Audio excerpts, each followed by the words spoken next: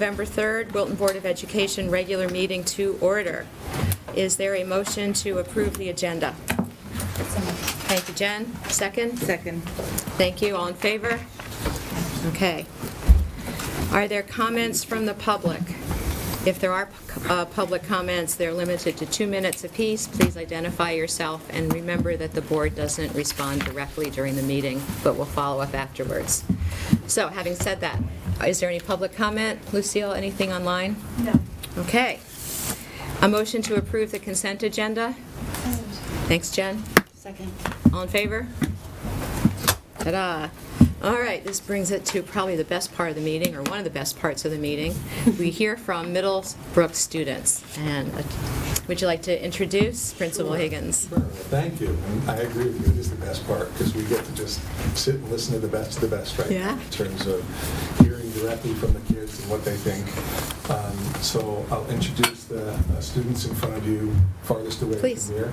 This is sixth grader Sam Manson. He was here to represent all of the sixth grade, right, Sam? Heavy load. And next to him is Taya Cito, who's our student body president. Hi. Next to her is Hudson Paulson, who's an 8th grader. And next to him right here is Owen Lintner, who is a 7th grader. So we thought we would give a little perspective, 6th through 8th grade, so you have all the students here in front of you. We didn't really talk about batting order at all, did we? Okay. But Tanya, since you're our student body president, would you like to lead off and just tell them a little bit about Middlebrook and life as a student? Yeah.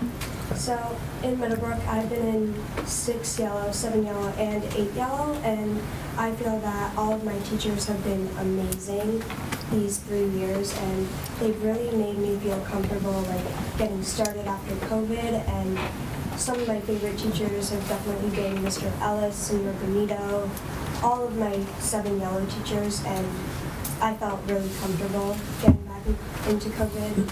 And one of my favorite parts of Middlebrook is like the after-school clubs.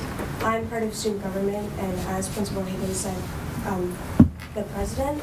And I think it's a great way to like involve all the kids into the activities and create some like inclusion into all the students. Thank you. Okay. Oh, you want to jump in? Sure. My name is Owen Letner. I'm in 7 green. I was in 6 green last year. I like Middlebrook a lot. It's a really great school. My teachers are all very nice and kind.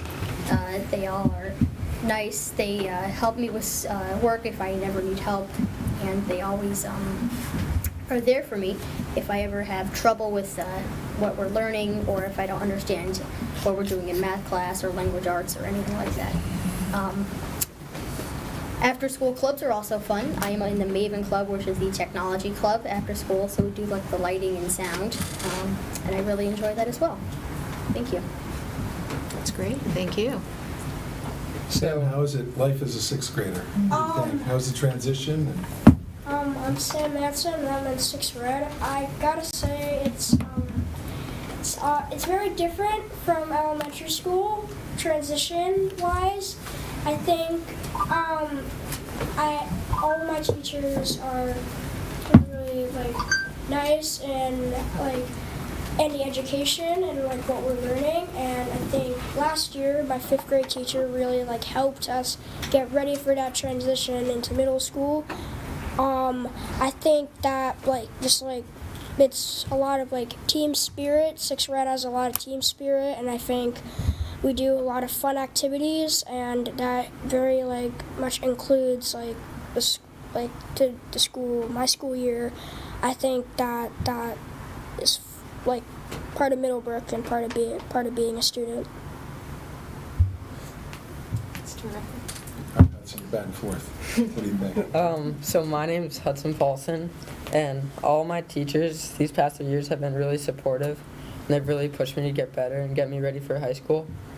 Like especially last year I had Dr. Durkin, and she was really helpful because she made really personal comments on your work to help you with your mistakes, and I think that helped a lot of kids. One of my favorite parts of Middlebrook is web, and I think it's super important to support the new kids, like Sam and all the kids in his grade.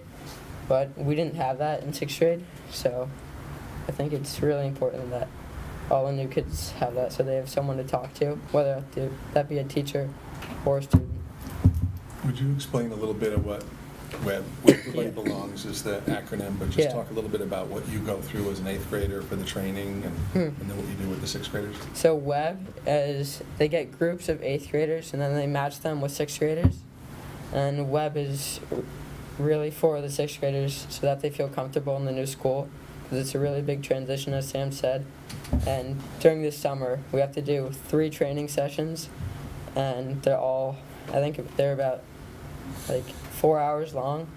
And we just practice the games that we play with the 6th graders and how to address them. Just to try to help them Yeah. be orientated to Middlebrook, right? Yeah. Okay.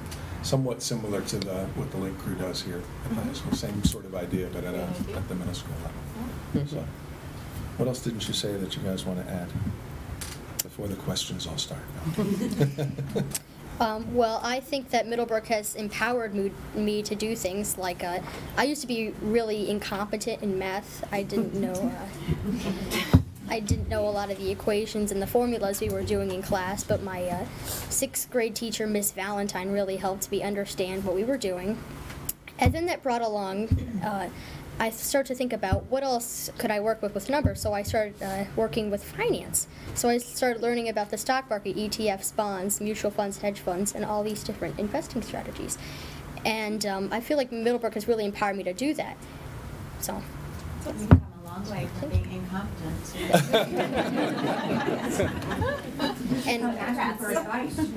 And I feel like I was speaking at a Rotary Club meeting about teaching seniors how to use their phones and computers, and I met 2 men named Wilder and Adam of this startup called Fintron, and they showed me more about finance, and now I teach finance. I've taught over 200 students financial literacy.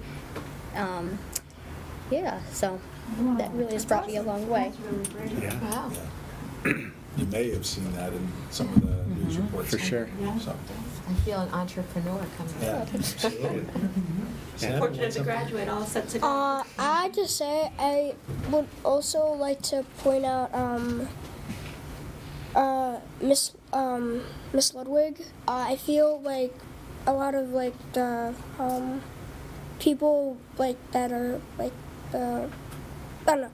I feel like when I could talk to her, and I feel like she's kind of like helped me at the school year, adjusting to the school, like being with me at the school, but just like I can like really just like feel like I'm like having like an issue, or like I feel like something's wrong and I don't really feel good. I feel like I can just talk to her and she really understands it, and she has the candy. That's great. Thanks for saying that, Lex. I appreciate it. Candy's important. Yes, it is. Can you tell us the biggest difference you found between Cider Mill and Middlebrook? Is it homework? What do you think? I gotta say, it's probably switching classes. I mean, it kind of felt, I kind of got like, I feel like, I can't speak for like people at Cider Mill, but I feel like I kind of got like bored after a while, like being like, I love my class, but I feel like kind of got like, all of like the kids kind of got like bored of like being all together every single day.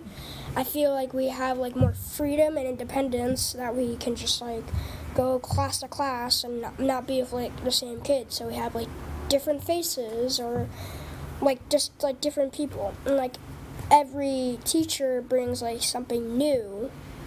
Like I feel like every teacher brings something like new in education, and like, I feel like they bring something new in learning, like the possibilities, and we also like sometimes like have fun and do like all these like celebrations, like on Halloween. Like it gets like very competitive, but I feel like it's just like, I think every teacher like has something new or something else to say, and it's all like because they're teaching a different subject. It's not like you're with one teacher.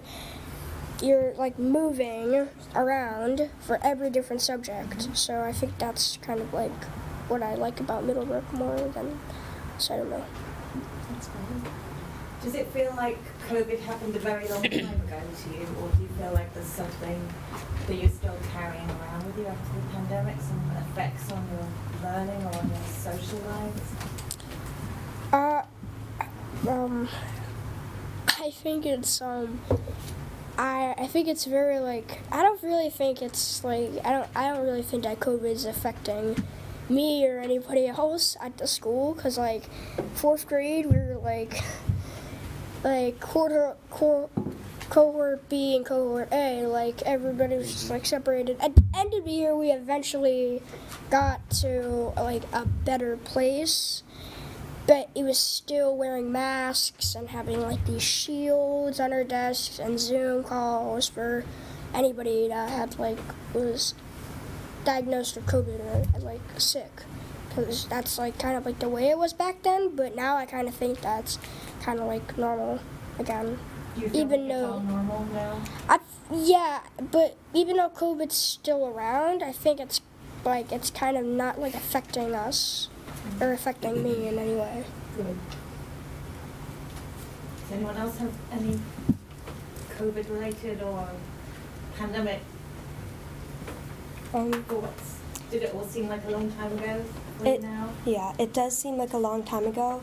In my opinion, when I came back in 6th and 7th grade, it felt a little bit like a burden to, start learning these things we should have in 5th grade. But my teachers did a very good job of catching us up on any education that we were missing out on. And now, as an 8th grader, I feel all caught up and I need to know everything I do need to know. Yeah, I'll have to agree. The shields were a little bit of a pain back in 5th grade, but I feel like we've come a long way now. We're all caught up. Yeah, I feel like we made a really complete recovery, because especially after we got the masks off last February, I think everything really changed after that. I have a question, and thank you guys. This is such a big deal that you were invited to come here, so thank you so much, and I appreciate your time. If you each had a magic wand, what's one thing you would change about Middlebrook? The lunch line. All right, I like it. Good answer, Hudson. Good answer. Talia, what's your answer? I would have to agree with Hudson. I think in 7 Yellow, although there are different colors in different classes, it does feel a little bit stuck, and I think once we transition to high school, we'll be a little bit more free. Of course, we do have a lot of freedom, but that's one thing I would change a little bit. So, like, more time for lunch?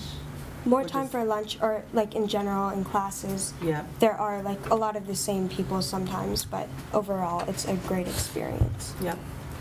I would say, so like a lot of people have been saying this, especially in 6th grade, that recess should have more time.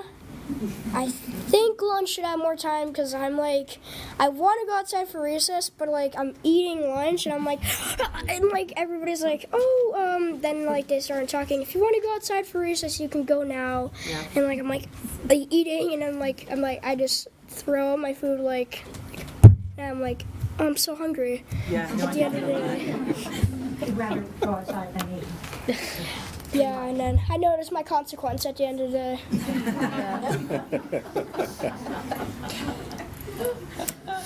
I believe probably bringing finance into the classrooms, maybe as a stride in Wilton. I know we have iSTEM, health, probability and statistics, and cooking. Mhm. Maybe incorporating finance with the students would Or be also coding, good. maybe, Yeah, yeah. yes. Yep. Thank you, guys. Thank you. Thank you. Talia, what do you like about being student government president? Yes. In student government, I feel like it connects me to the students and gives me like more of a role in like being in the students' lives and making a difference in the school. And we get to do fundraisers and connect with the community. I think is a big part of it. Well, thank you so much for coming tonight and sharing your thoughts, and we want you back in the spring, okay? All Thank right. you, guys. Yeah, well Thank done. you. Yeah. Thank you very much.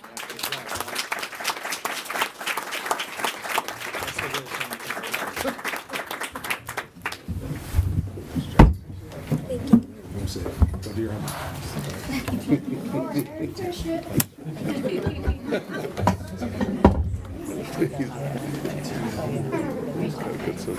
Good delivery. So good.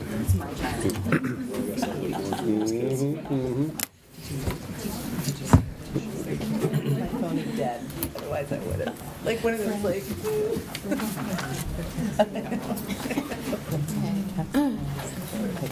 All right, next is board chairs report. I'm going to digress a little bit and make this personal.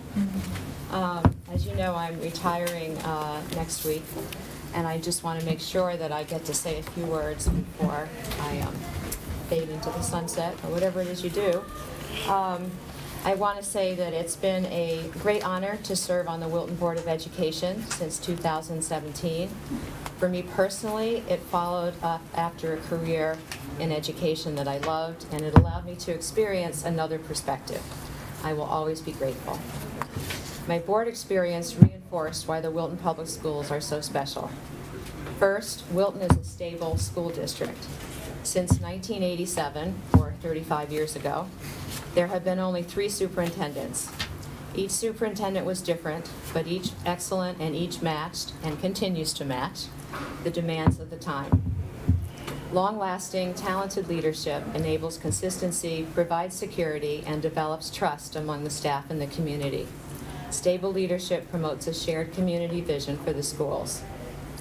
I also believe the faculty of the Wilton Public Schools are among the best in the world. Wilton is a district where professionals want to work. The number of applicants we receive for open positions demonstrates that, and the rigor of our hiring practices brings only the best on board. Many, many teachers come and stay, as evidenced by the seniority of our staff. Our teachers are dedicated, enthusiastic, skilled in their fields, and they put students first. Outstanding principals and assistant principals inspire staff members, bring them together into a coherent unit, and lead in problem solving and communication to ensure learning is the focus at each school. Our extraordinary curriculum, instruction, technology, and media experts ensure teachers and students are part of 21st century classrooms with eyes on the future. Counselors, social workers, and school psychologists provide students with the social emotional support we now more than ever know is so crucial. We also have the best staff to handle our infrastructure. You can't find a more dedicated custodial and maintenance staff anywhere.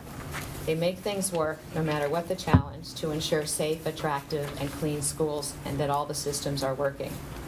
Our office staff and student support staff are always ready to go the extra distance to help with any task, and their warmth towards students, parents, and staff adds immensely to our positive school climate. Wilton families understand the importance of education and actively partner with the schools around the needs of their children. In addition, they volunteer countless hours to augment programs in all sorts of supportive and creative ways. Our students come to school open and enthusiastic with a myriad of talents, which know no bounds. The larger Wilton community takes enthusiastic pride in our schools and provides the resources to support excellence. As a board member, I have been in many meetings with board members from towns across the state. No matter what the topic of discussion, I always come away realizing how blessed we are in Wilton. This is not to say we are perfect. We make many mistakes. We often have strong differences of opinion and approaches. We sometimes struggle for the level of resources we need. Sometimes things change too quickly, other times not fast enough. But having had the advantage of a 35-year relationship with the Wilton schools in one role or another, I know the long-term picture I describe is accurate. Wilton is thoughtful and deliberative and consistently provides an exceptional and educational environment for students. I've been blessed to be part of a great Board of Education. We have done our best to focus on students and their learning. As a board, we worked successfully through some tough challenges, especially recently, which would not have been possible without board teamwork. I will miss all of you and wish you the best moving forward. Thank you for the opportunity to serve.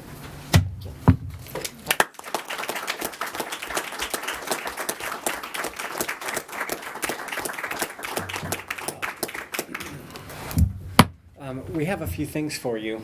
I don't know if anyone in the room knows this, but just over 10 years ago, I was a novice superintendent. I started in February of 2012 in Bethel. And somewhere, late February or March, my phone rang, and it was the superintendent in Ridgefield. And she called to say, "How you doing? And I'm just going to call you once in a while and just check in on you and just, I just want to make sure you're doing okay." And so beginning then, what kind of started off as a great colleague, we would see each other probably monthly or so at various meetings and things. And then when I moved to Wilton and took the job here, Debbie was probably the fourth or fifth person that called and said, "I've got some history in Wilton, and so if you ever need anything, definitely call." And that just kind of accelerated our friendship. And I think in those 10 years and in the last several years when you've been here on the board, in addition to being a great colleague and a great friend, you've been a tremendous mentor. And one of the things that you've done for me and I think done for us on this board, especially over the last several years, is make sure that we keep children and teachers at the very center of our work. That has been your mission. We all know it, we share it, and you have kept us on track. And so for that, I want to say thank you. On behalf of all of the staff and our families here, know that you leave a great legacy, and we will miss you. And so we have a couple of simple tokens of our gratitude. One is just a simple plaque to recognize your time here on the board and as chair. From our board colleagues, we know you love chocolate, so some Bridgewater chocolates. Not sharing. Small token from your colleagues on the board. Oh, my goodness. And We couldn't resist because you were talking about the new house and the heat.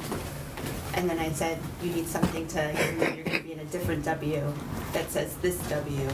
All right, I can't wait to see this. Oh, and you shop locally. Wow.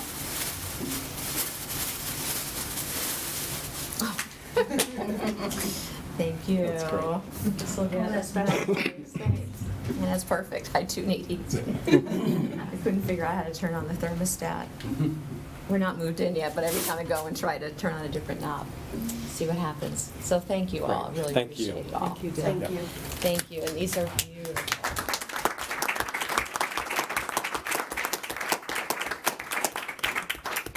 I'm gonna need a truck to get home. Thank you. All right, let's move along here. Superintendent's report. Right, so just a couple of congratulations are in order here. We want to congratulate senior Michael Burns, one of our cross-country runners, I think maybe the captain of the team, who won the Class MM State cross-country race last Saturday. So congratulations to Michael. We also want to congratulate all of you, our Board of Education, that has once again been recognized by the Connecticut Association of Boards of Education as a CABE Level 2 Board of Distinction. So boards are recognized for their leadership, teamwork, and demonstration of keeping students at the center of policy and decision making. I think this is the fourth or so consecutive Level 2 recognition. This year you were one of only 7 other boards in the state to receive that distinction, so congratulations to you. We also received a number of CABE Communication Awards. So annually, they award that's named after a longtime CABE member, Bonnie E. Carney. And so the board won several communication recognitions. One was for the slide deck you prepared for the annual town meeting. So congratulations. Somebody was paying attention. Our Portrait of the Graduate video won for the special projects in the AV category. And then there were several honorable mentions. Bobby Rushton and the Wilton Athletic social media posts were recognized as an honorable mention. The course selection guide for the transition from Middlebrook to high school was recognized. And then there was an AV video prepared by one of Maria Naeem's students, New Laws Designed to Bring Awareness to Problem Gambling, that was also recognized as an honorable mention. And then our website parents resource page was recognized. So quite a bit of communications recognition. So thank you. That's it. Okay. Committee reports. Anybody meet? Teaching and learning. Okay. I have the report. Jory presented us the Middlebrook schedule, which he's still actively working on, so thank you, Jory, for that. We reviewed a summer reading book selection. Montana 1948 is a book that freshmen read prior to their sophomore year. We had some questions about it that Chuck agreed with, and they're going to go back and review the possibility of having some alternative books or some additional books besides the one that's out there. We had an awesome update on the play workshop at Miller Driscoll from Kathy, and she has this great presentation and video that she's going to send to the entire board, because it was a really adorable, and it's so fun seeing these kindergartners just play. Yeah. And structured play, and fun play, and unstructured play. And then we discussed the Middlebrook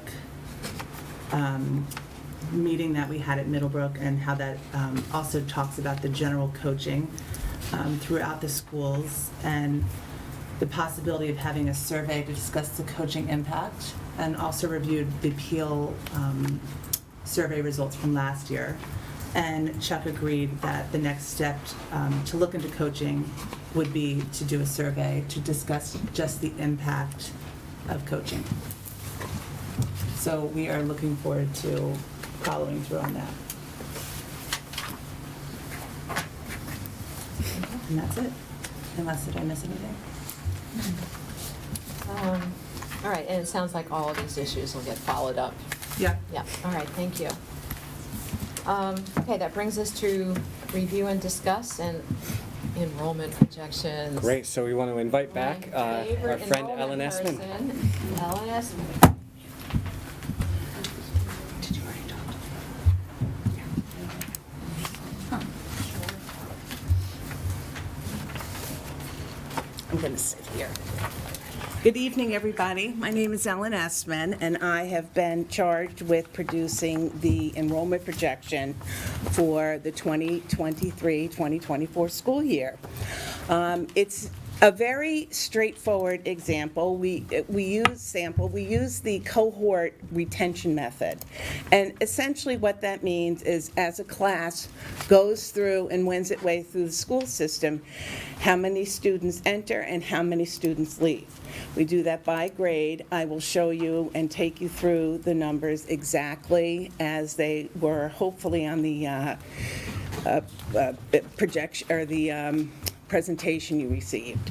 One of the things that's important to know is that we just simply use a history of enrollment in order to come up with our projections for the years ahead. The numbers are fairly good up through birth rates, but once we get beyond that, we're talking about children that haven't been born yet and not quite as strong in terms of projection. However, I do put that in so we can get a flavor for what the school system might look like 10 years from now.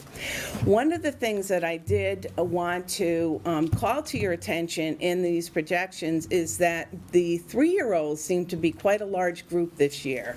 And I think that that's important to note. You will see as we go through the projections that they have quite an impact through the school system. And I think that that was one of the major results of what I had done, and I thought I would share that with you before we even began. Now, it's important to know that this presentation will build upon itself. So if you have any questions at all, please stop me so that we can then go through, make sure you understand, and then move forward from there, okay? And I have my very capable assistant, Amber Amin. Amber is a 2014 graduate of Wilton High School and is now in her 3rd year as a PhD candidate at the University of New Haven in criminal justice. Perfect. Okay. I have a quick question while you're getting ready. How does birth year affect, like, when the child, how do you affect birth year from, because some people Hold them back. Yeah, so how does your projection, do you look at like percentage of people holding it back? Okay. Absolutely, because what's been happening too, although not within the last couple of years, but people have been holding the 5-year-olds back till they're a bit more mature. Yeah. You know, in speaking with pre-K and teachers and schools, It depends. It could be a large group one year, very Yeah. small group the next year. There's really no rhyme or reason to it. It just would be what the child needs at the time.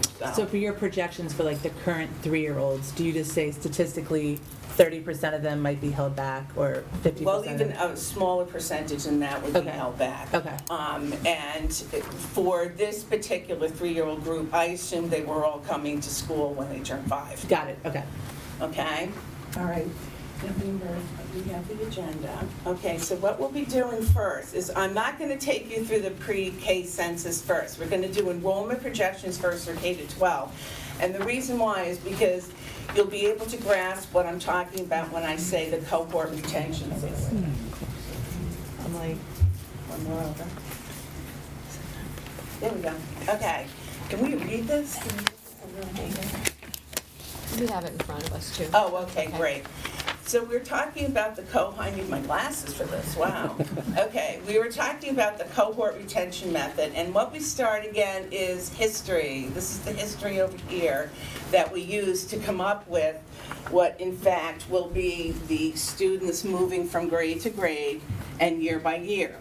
For example, we'll just take the easiest one first, which is year 2017.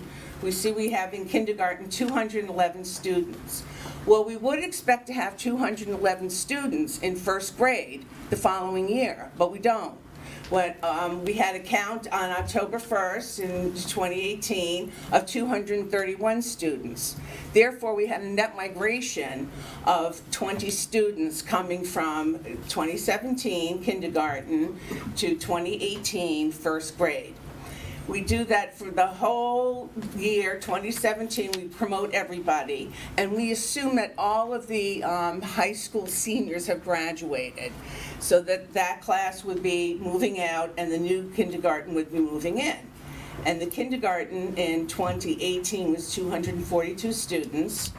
The senior class that graduated, I believe, if I can read this correctly, was 326? 320. 320, thank you. And so what we'll do is we have a negative here because what had happened was we lost, even though we had 320 students in senior year leave, we only picked up 242 kindergartners. So we can see the population trending downwards. So what we do is we do this for every year. We just move the children across, we assume they graduated, we put them, through to the next grade, and we come up with what we call the net migration on the diagonal. We can see how it changed from class to class, and there was a big dip, or big increase here. If we go from 2020, we see that we picked up quite a few students for first grade in 2021.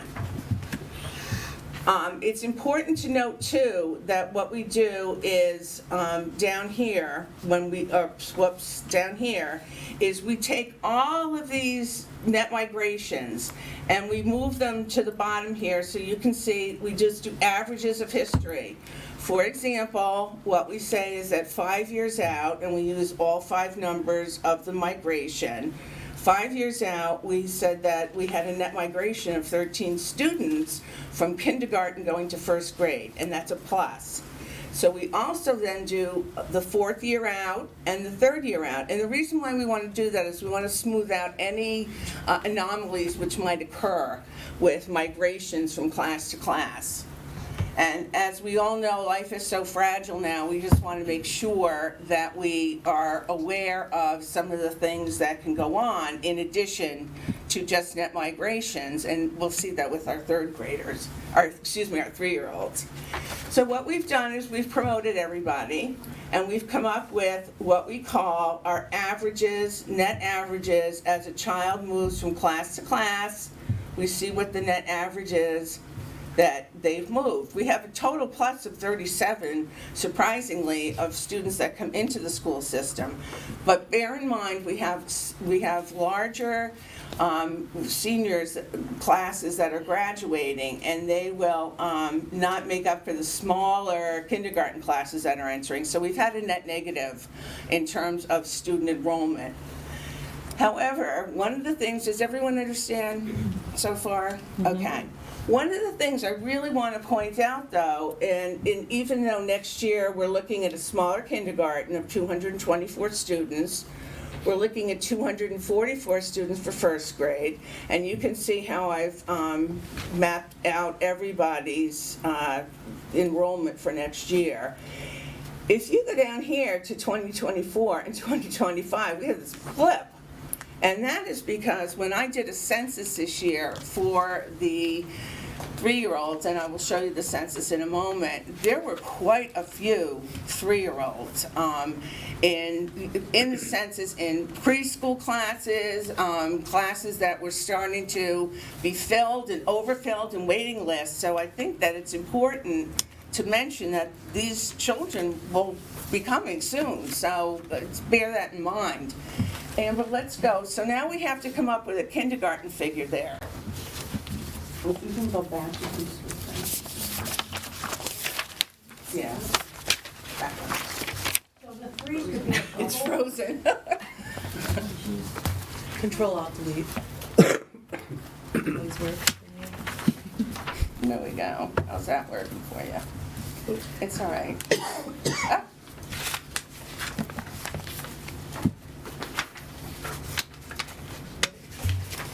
Technical difficulties.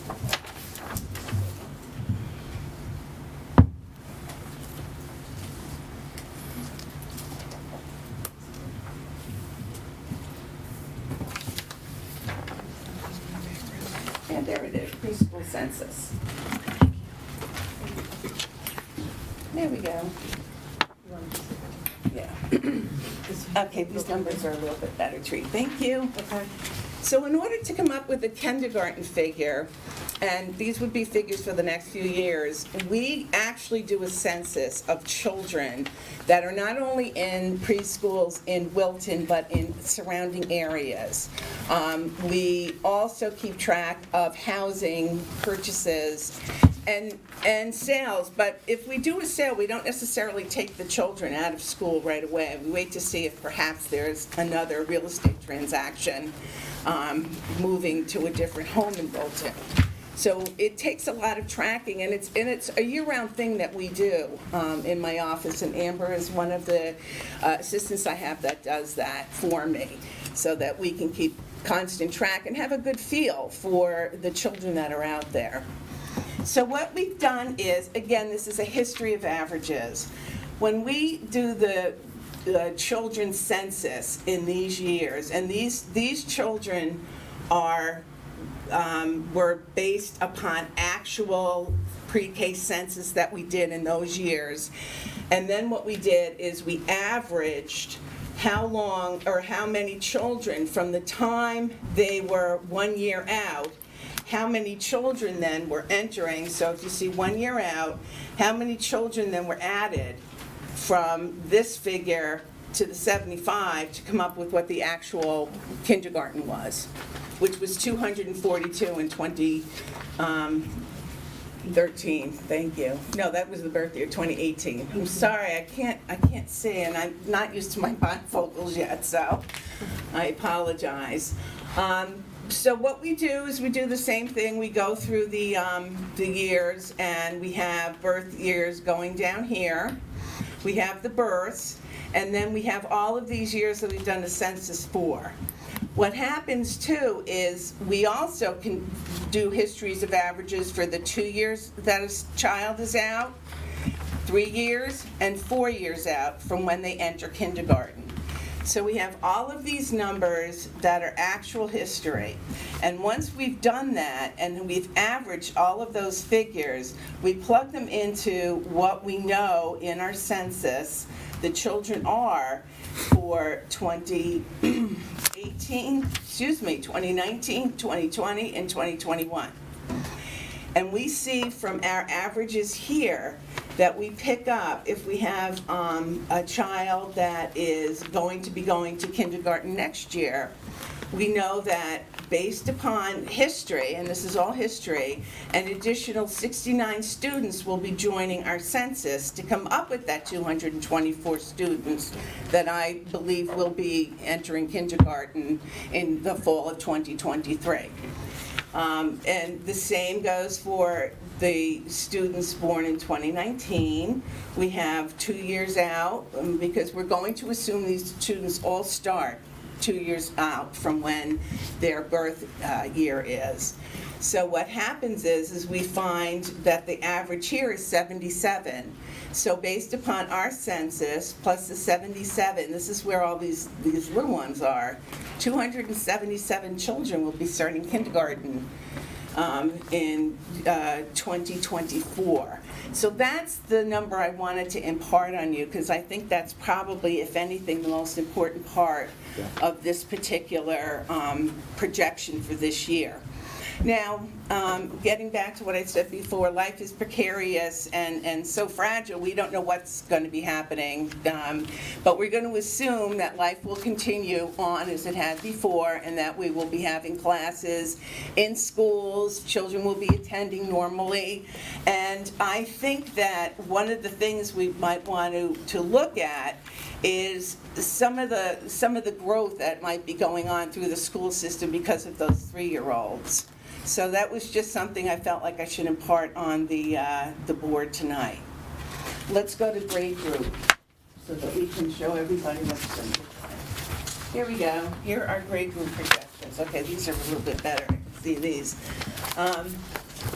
So what we're projecting for 2023 is that there's going to be in Miller Driscoll 746 students.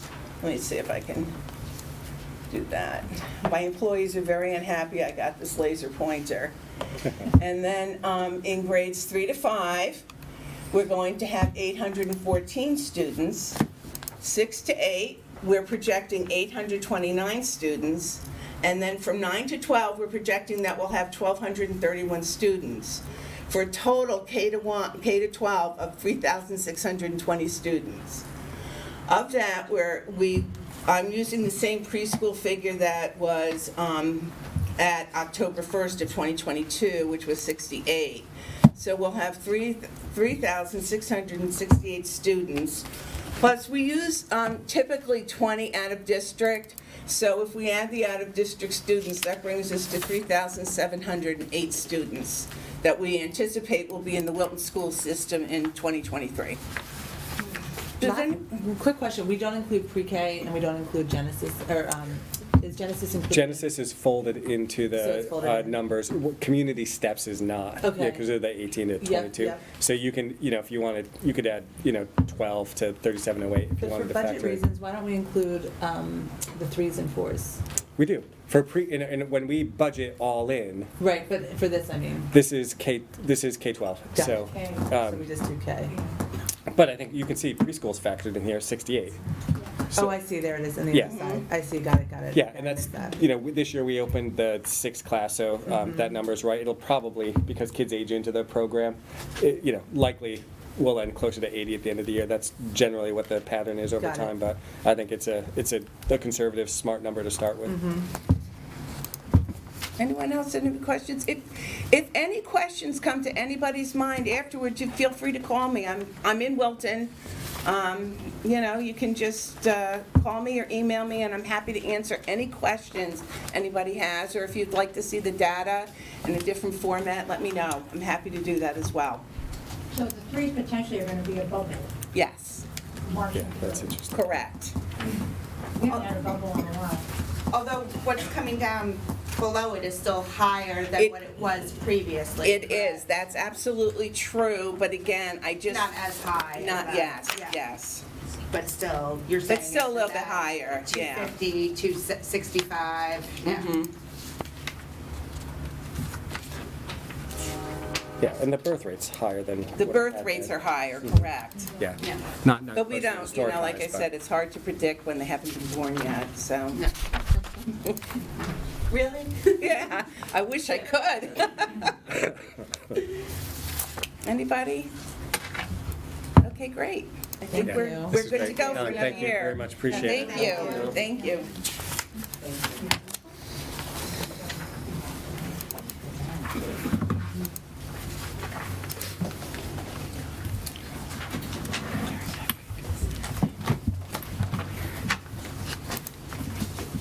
Okay, I think in the interest of time, because we've got staff members here, is there an objection to starting with the 6141s next? Is that okay? Is that all right with folks? I'm just seeing staff, so just thought it would help out.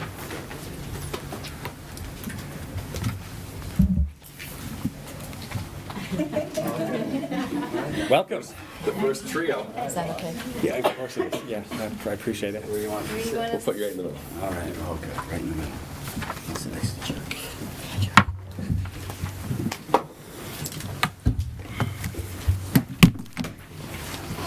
Mr. Hort, you're becoming a regular. I know. Been here way too much this year. Well, good evening. We have a number of exciting courses to present tonight, and we're excited to have Matt Hoy, who, by the way, now is a co-instructional leader, and then two of our great physics teachers and science teachers, Sandra Tallman and Scott Durkee, who's also an IL for our senior project. And so they're going to present this excellent course to us tonight. So we wanted to design a second-year physics class. Every year we get requests to take a second year, and we just don't offer it. So Scott and I decided that it would be a good idea for us to design a second year for the kids that have taken either Physics 3 or Physics 2. They're all juniors, so the second year physics would be just for seniors.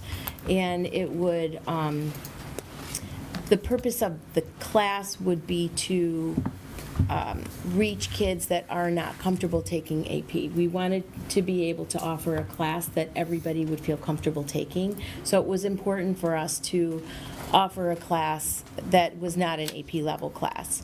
So we talked about how we wanted it to look, and we were pretty emphatic about we wanted it to be student-centered. We wanted to have a certain curriculum, but we also wanted them to be able to kind of shift if they have special interests in certain things. So it's very student-centered. It's very lab-oriented. They design labs. They would, you want to get into that part? Yeah, let me get into that Okay, you can part. get That's into okay. that part. And the one thing that we just wanted to hone in on was their critical thinking skills, their scientific reasoning skills, their problem solving. We felt like that was just something that we wanted to make sure that our science students were able to hone before they left Wilton High School. Okay. So no, that's okay. Don't apologize. As Bob said, I'm Scott, and I want to say one thing. The principal who hired me 20 years ago is Debbie Lowe. So I appreciate that. Yes. As Sandra was saying, we wanted to make sure that juniors who are taking physics, our physics courses, so that's honors or college prep physics, had the opportunity to take another course of physics, studying different topics that we don't cover in the first course. Many students show significant interest in wanting to continue physics studies, and there's plenty more to learn. So we felt this was a good opportunity because as it stands, those kids don't get an opportunity to go into physics as a senior. So it'd be a half-year course, and as Sandra said, again, very student-centered. The goal would be we'd have, pardon me, set units with curriculum that we know, but it'd be more along the lines of the students. Like say, for example, it was geometric optics. Don't worry, I won't go too into the woods here. We'd say, well, what do you want to study first? Do you want to study lenses or mirrors? And each lab group could choose one or the other. And then we'd give them guiding topics and research. They'd do the research. They'd develop an experiment. They would have some findings, and then they would teach the other lab groups that didn't do those, and those kids would teach back. And maybe repeat the experiments to see if they get the same results. So in a sense, doing real science in a closed setting where we know what the results are going to be. That's how it, so more than student-centered, I'd say this is more a student-led kind of curriculum, a kind of class, where we would be facilitators and coaches and the experts in the room to help the students discover the science as they go.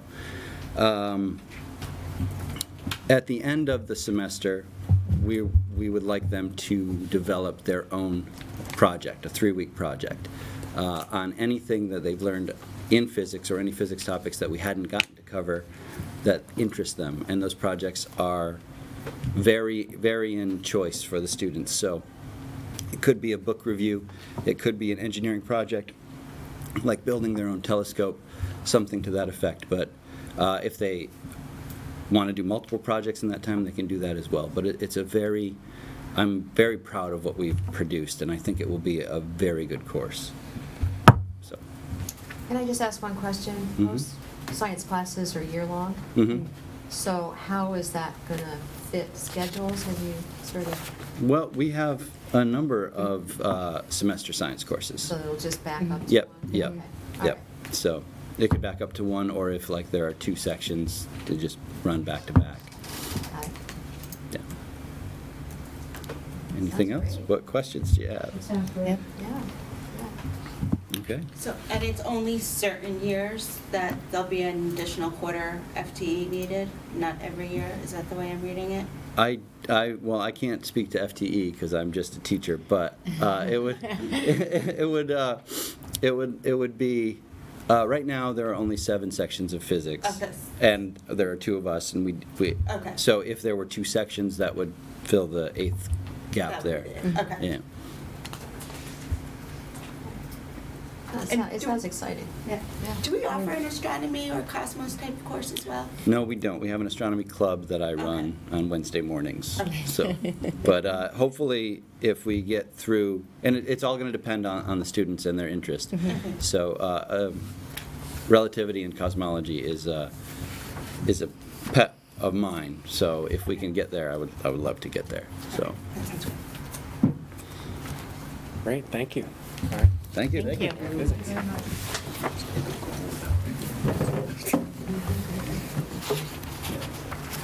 Okay. Amy and Kristen. Yes, sir.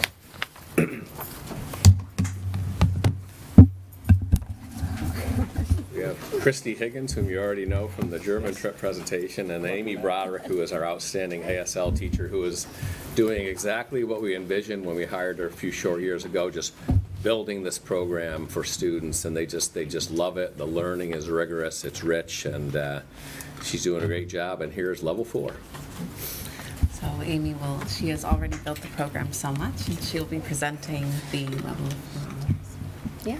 Hello again, everyone. I feel like I'm going to need to come up with a course again next year because I'm always here every year. But I wanted to start by saying a very heartfelt thank you for allowing this program to exist, because I'm not sure if you know the wide impact that it's having. I am blown away by the impact that it's having not only in the school, but the support has been tremendous from instructional leaders and administrators and central office and across the board. I get emails and people stopping by on a weekly basis. They send me great articles.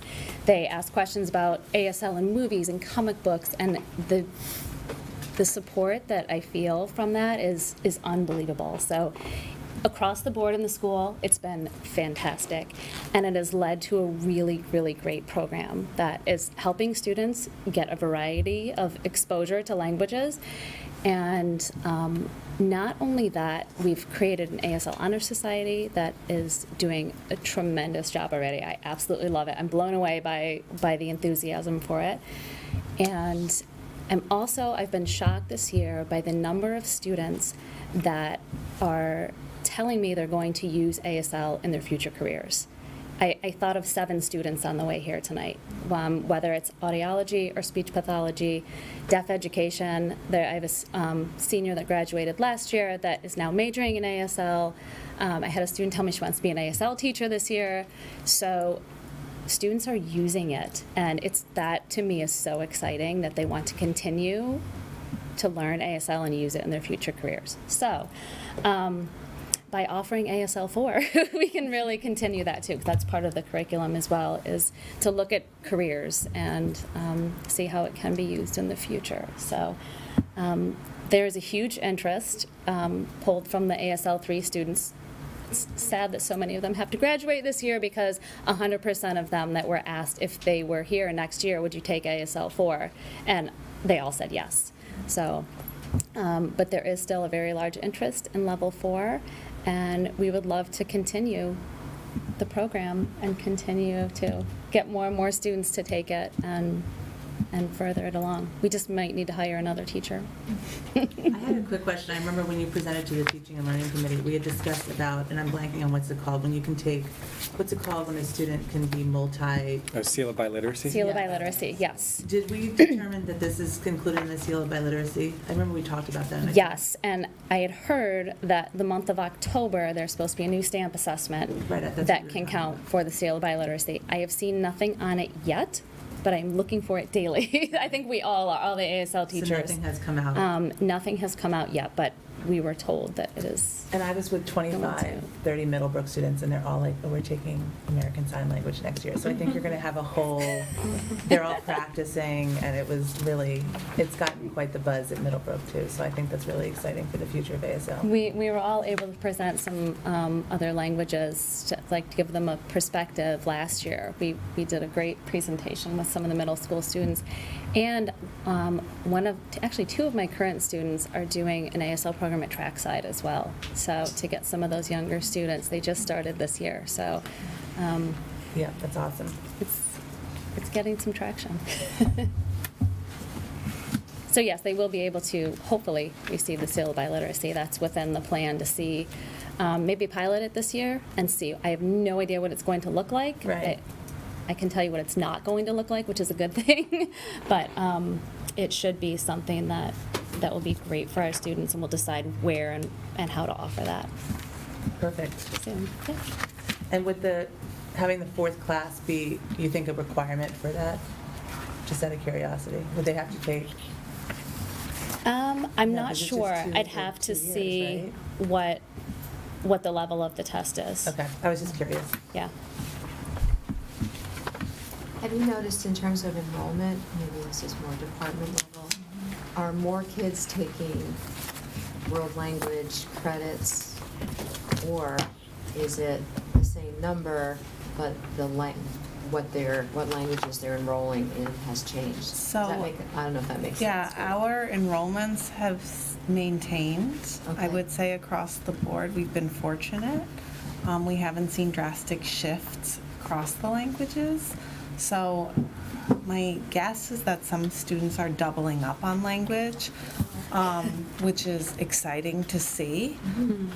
And, it becomes harder as they go through the higher levels. So when they become juniors and seniors, of course, they want to take even more classes. But definitely freshmen and sophomore students, I see many of my students double up. So that's a really exciting thing for the future. And is that to get that seal? That seems to be like a buzzword at the high school. It's part of, they're interested in languages. So to Debbie's question, I mean, Latin, German, and French have been stable, and now we've built this. So I think, their students are doubling up with ASL.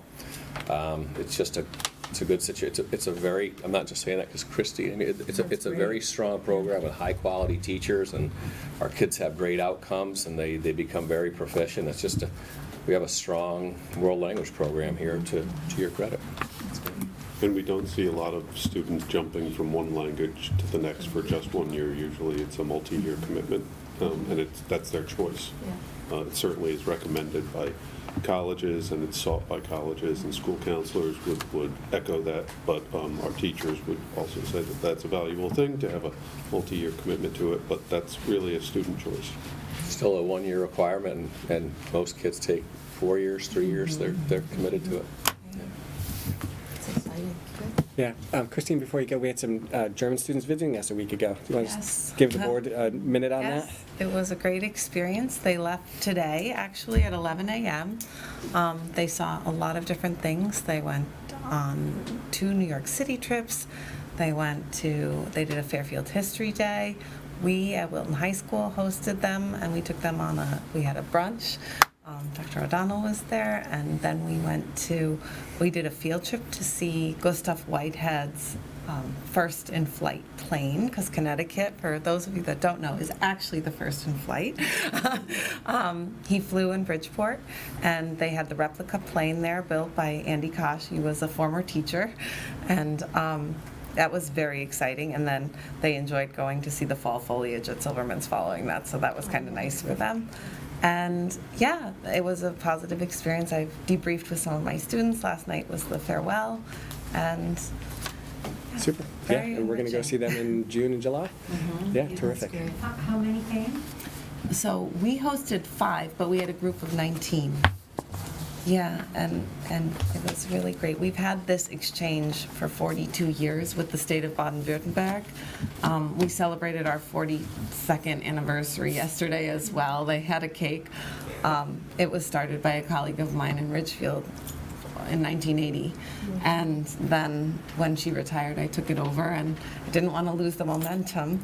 And when I moved to Wilton, another colleague had a different exchange, so I said, what am I going to do? So I called Prep, and I said, since her mom had started it, I said, would you like to take some exchange students? And that's how it kind of became a joint program, but it's been really great. So we had 19, and they were split between our school and Prep, and it was wonderful. Yeah, terrific. I Congrats. gave them perspective too, because they got to see both public and private schools, different towns. They were in various towns, so it was really good. Super. Terrific. Any other Yeah. questions? Thank you. Thank you. Thanks, Amy. Thank you. And congratulations on your retirement. Oh, thank you.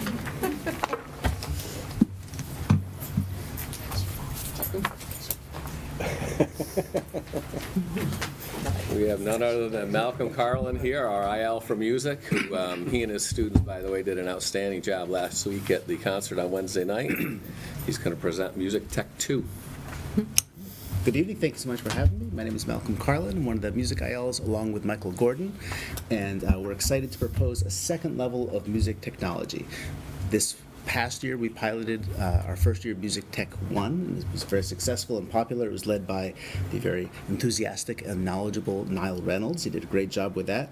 And we were so passionate about bringing this course here for 2 reasons. Number one is all music that you're hearing today is produced on computers, right? This is the way that music is made these days. Even if it's played on an acoustic instrument, it's going to be recorded and mixed and mastered with technology. So this is sort of the reality of the industry, and we want to make sure that our students are participating in the way that music is made today. And the second reason is we needed to have an on-ramp for music at the high school for students who have not pursued music earlier in their life. It's very difficult to jump into the band or orchestra or choir in high school if you've not been seriously pursuing that in middle school and elementary school. So the Music Tech course has no prerequisite. Students can get started. A lot of students have experience in this area on their own. They, bought an Apple computer at some point and discovered that there's software in there to do this. So students are coming with the interest and a little bit of knowledge, but we can get them right in on the ground level. So Music Tech 1 has been successful, and we have a lot of towns around us who have multiple levels of music technology. Darien, Westport, New Canaan, and Greenwich have very extensive programs that we have been learning a lot from, and Niall's been learning from those other teachers about where they take that curriculum. So we're interested in moving to a level 2, and it's a basic extension of the same topics that have been introduced. There's a great deal more that can be learned once you learn how to make a bass line. There's a lot more that you can do with that. There's a lot more software that the students can learn. And the great news is that the cost is quite low. We have all the equipment that we need. There's no need for additional FTE. We would hope to have Music Tech 1 run in the fall, Music Tech 2 run in the spring. And so all we would need really is 2 days of curriculum writing for Niall to flesh out the rest of the curriculum for that. So I'm happy to answer any questions that anyone has about Music Tech 2. That's great. I thought it was interesting that it sort of takes non-traditional music background kids. Absolutely. And the goal is certainly not to remove kids from band, orchestra, and choir, right? No. This is to pull in kids who are not already in the music program, who had perhaps lost interest or somehow left the department earlier on, and maybe they're playing guitar outside of the school. That's always a big cohort of kids, is these guitarists who have no outlet except for take one guitarist per jazz band, right? So kids like that, this is another opportunity for them to do something during the school day curricular. Right. So, and it's sort of more composing in a way, in theory, right? So, Absolutely, yeah. Live performance does not appeal to all students. Yeah. This is a different avenue. Yeah, it's a different avenue, right? Absolutely. Yeah, it's great. I think it's great. Yeah.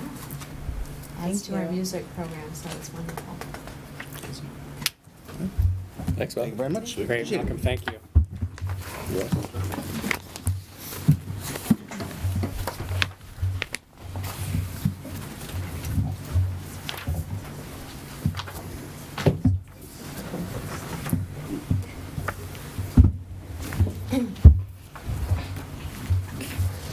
All right, okay, thank you. All right, so I just wanted to introduce this particular 6141 with a little bit of a celebration that it actually stems from both our students and our teachers. This course is sports broadcasting, and over the last several years, as you know, it was very difficult for audiences to see the actual athletics and the sports. But we had a group of wonderful students, as you see across the room as well, our WTV students, that basically took it upon themselves to begin broadcasting every single sports game, and then adding commentary, and then making it part of sports broadcasting, which ended up even having, neighboring districts. We had New Canaan at one point doing some co-commentating, as well as recently, I believe, Darien.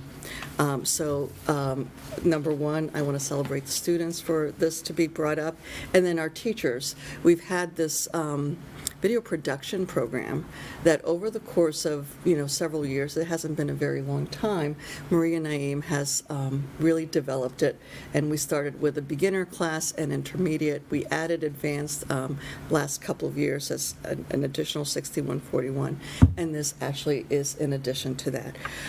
It is a course that's intended to be advanced, so we will require students to have taken the media production 1 and 2 before they do this. We have also had great funding, so a lot of the equipment that will be used, we have a mobile streaming unit, we have lots of cameras, and we do have some really great equipment to go forward with it.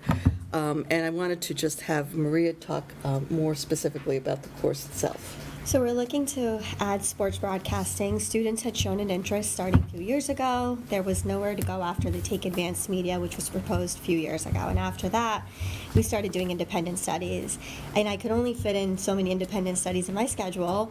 And after that, we're like, all right, what can we offer? What is our interest? And lots and lots of students were like, sports. We love sports. But sometimes the conflict became the students that loved also doing the sports or commentating also played the sports. So they never got to learn that skill or be actively involved. So we thought, all right, if we propose this class, those students who then would love to commentate can also do that after. And we talked to Bobby Rushton this year, and he's on board on anything we want to try, so that was wonderful. So we're hoping to engage a wider group of students rather than the same typical students who are like, all right, I have time after school to do it. The kids that play sports also get a chance to be involved.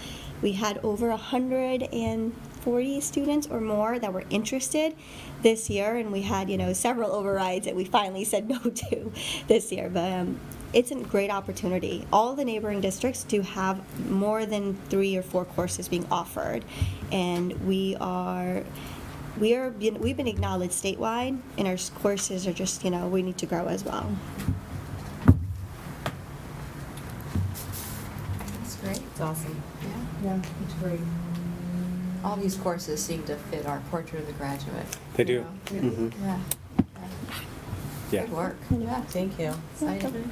Thank you. Thank you. Yep, so. I'm going to stay here. And there's more. There's two more. Two more. Speaking of portrait I of know. graduate. And Ken, thank you. Okay, so a little bit of a fact to start with. Podcasting is a $4 billion industry and growing. It is something that, as we are beginning to move forward with, our STEM programming, our digital learning program, coming out of our curriculum review last year, and really looking at the types of things that students should really be able to do it and do in a way that is going to really help them in their future careers, and actually in the way that they actually showed their interest. Podcasting became something that we really kind of, focused on. So this particular course, which we are proposing as audio production and podcasting, is going to be part of the digital learning, library learning commons courses, and will be taught by our library media specialists. So we've got Ken Dinaj here that will talk a little bit more about it. But we have had, I just have to kind of also thank our Wilton Educational Foundation, because over the last couple of years, we have been really very grateful for the donations and the grants that we received, one of which went to fund a podcasting studio with state-of-the-art equipment that our students are going to be able to utilize, so that, we're not really just having them use a phone, they're actually using an entire system where they're learning real-life skills of how this is going to happen and how they're going to be able to utilize it later on. So Ken Dinaj is one of our library media specialists who will be talking a little bit about the details of the Thank course. you, Fran. Again, I'd just like to say congratulations to Debbie. Debbie, who hired me, Very well done. who started my career in public education. I still remember all the little school buses on your desk the first time I met you. I remember your suit was way too big for you and you forgot. Hopefully, I'm doing all right now. But thank you, Debbie, and congratulations. It's great. Podcasting was something we took on with equipment, and we started with equipment, and at first we had it, and then the pandemic hit. And with the pandemic coming to an end, we started to take off the dust covers and building out our innovation studio to allow students to produce products. And what we quickly discovered once students realized we had the equipment from WEF with their funding, that they could communicate their learning. So if we're going back to the portrait of a graduate, how do I communicate in multimedia? How do I demonstrate my learning? Podcasting created a new opportunity for many of our students. So we started to see students come down and just want to use the equipment. What we quickly realized as educators was, do they really understand what it takes to make a quality product and then produce it, market it, put it out to a specific audience? And we've done a lot of teaching and push-ins to classes when teachers have had the time and the opportunity. But I think it's now time, as Fran said, with the right equipment, with a trained professional adult, working with them and talking about storyboarding, talk about planning, critical thinking. Why would anybody want to listen to this? Would you have an audience? So all real life skills in just a different media. And I think this is a great opportunity to give also student choice. I heard Mr. Jerky talking about that with his proposal. I think it's the same here. But also creating a structure that once the kids take this semester course, they can push into those other disciplines. And when the teacher gives a choice of doing a podcast, it's not going to be starting from square one and saying, how do I turn on the mic? What do I do? They'll have that skill set to transcend, to help them demonstrate they are a multi-literate scholar. Okay. Do kids have access to the equipment, like sign-up availability to use it otherwise and other times, and and to like learn how to use it otherwise? Yeah. Not at this in-depth of a level. Yeah, no, it's a great question. So currently, yes.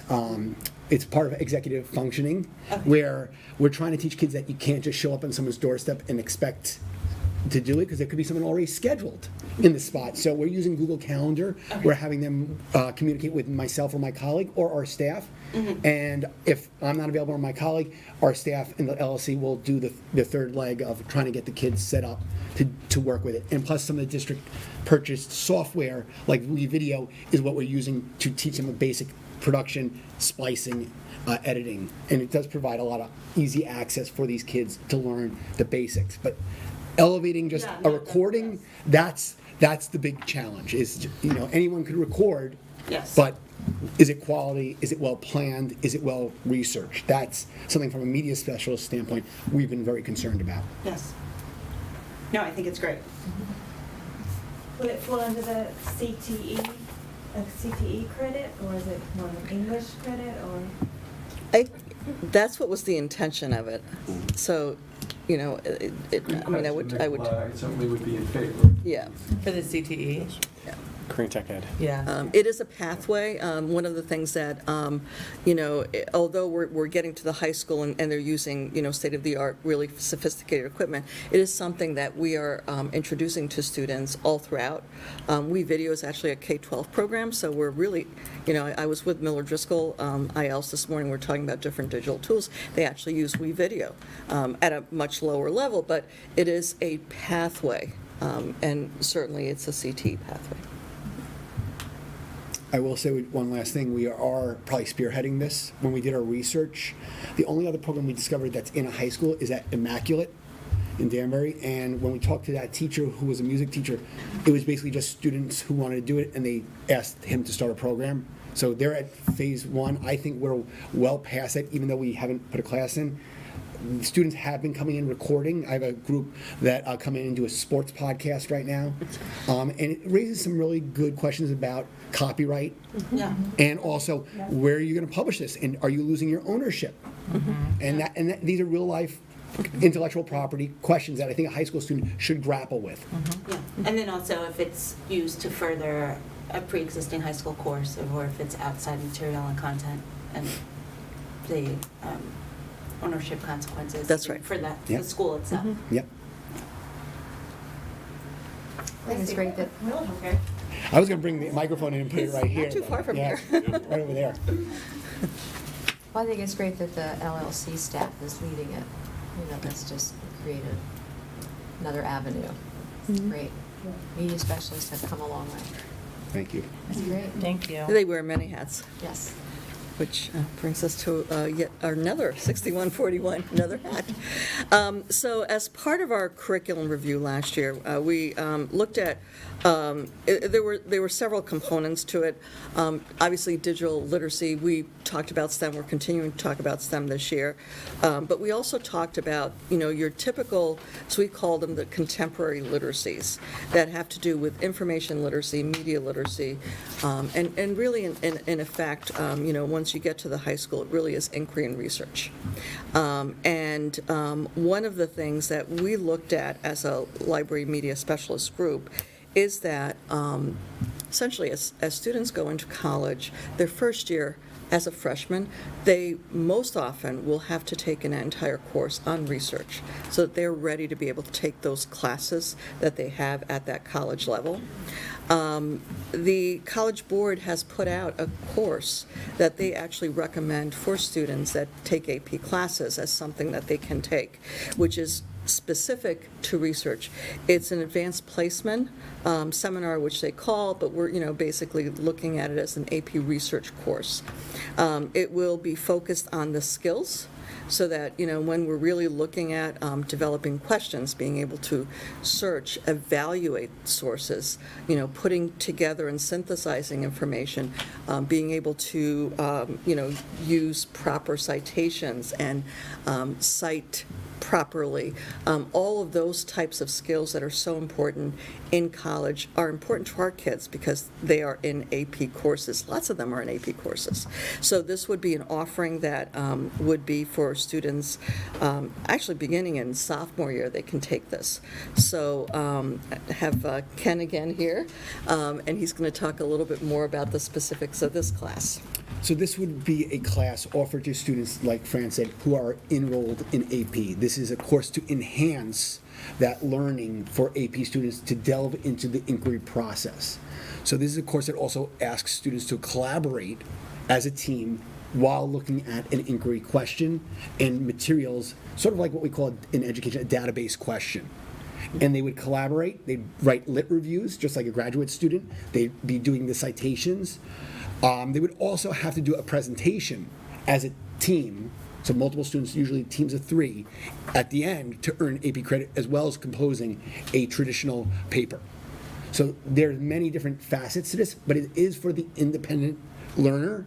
It is for the student who is self-motivated and is, again, enhancing their current AP experiences. The AP will push out every year a different set of content that would be basically the data starting points or stimuli for what the students would be researching that academic school year.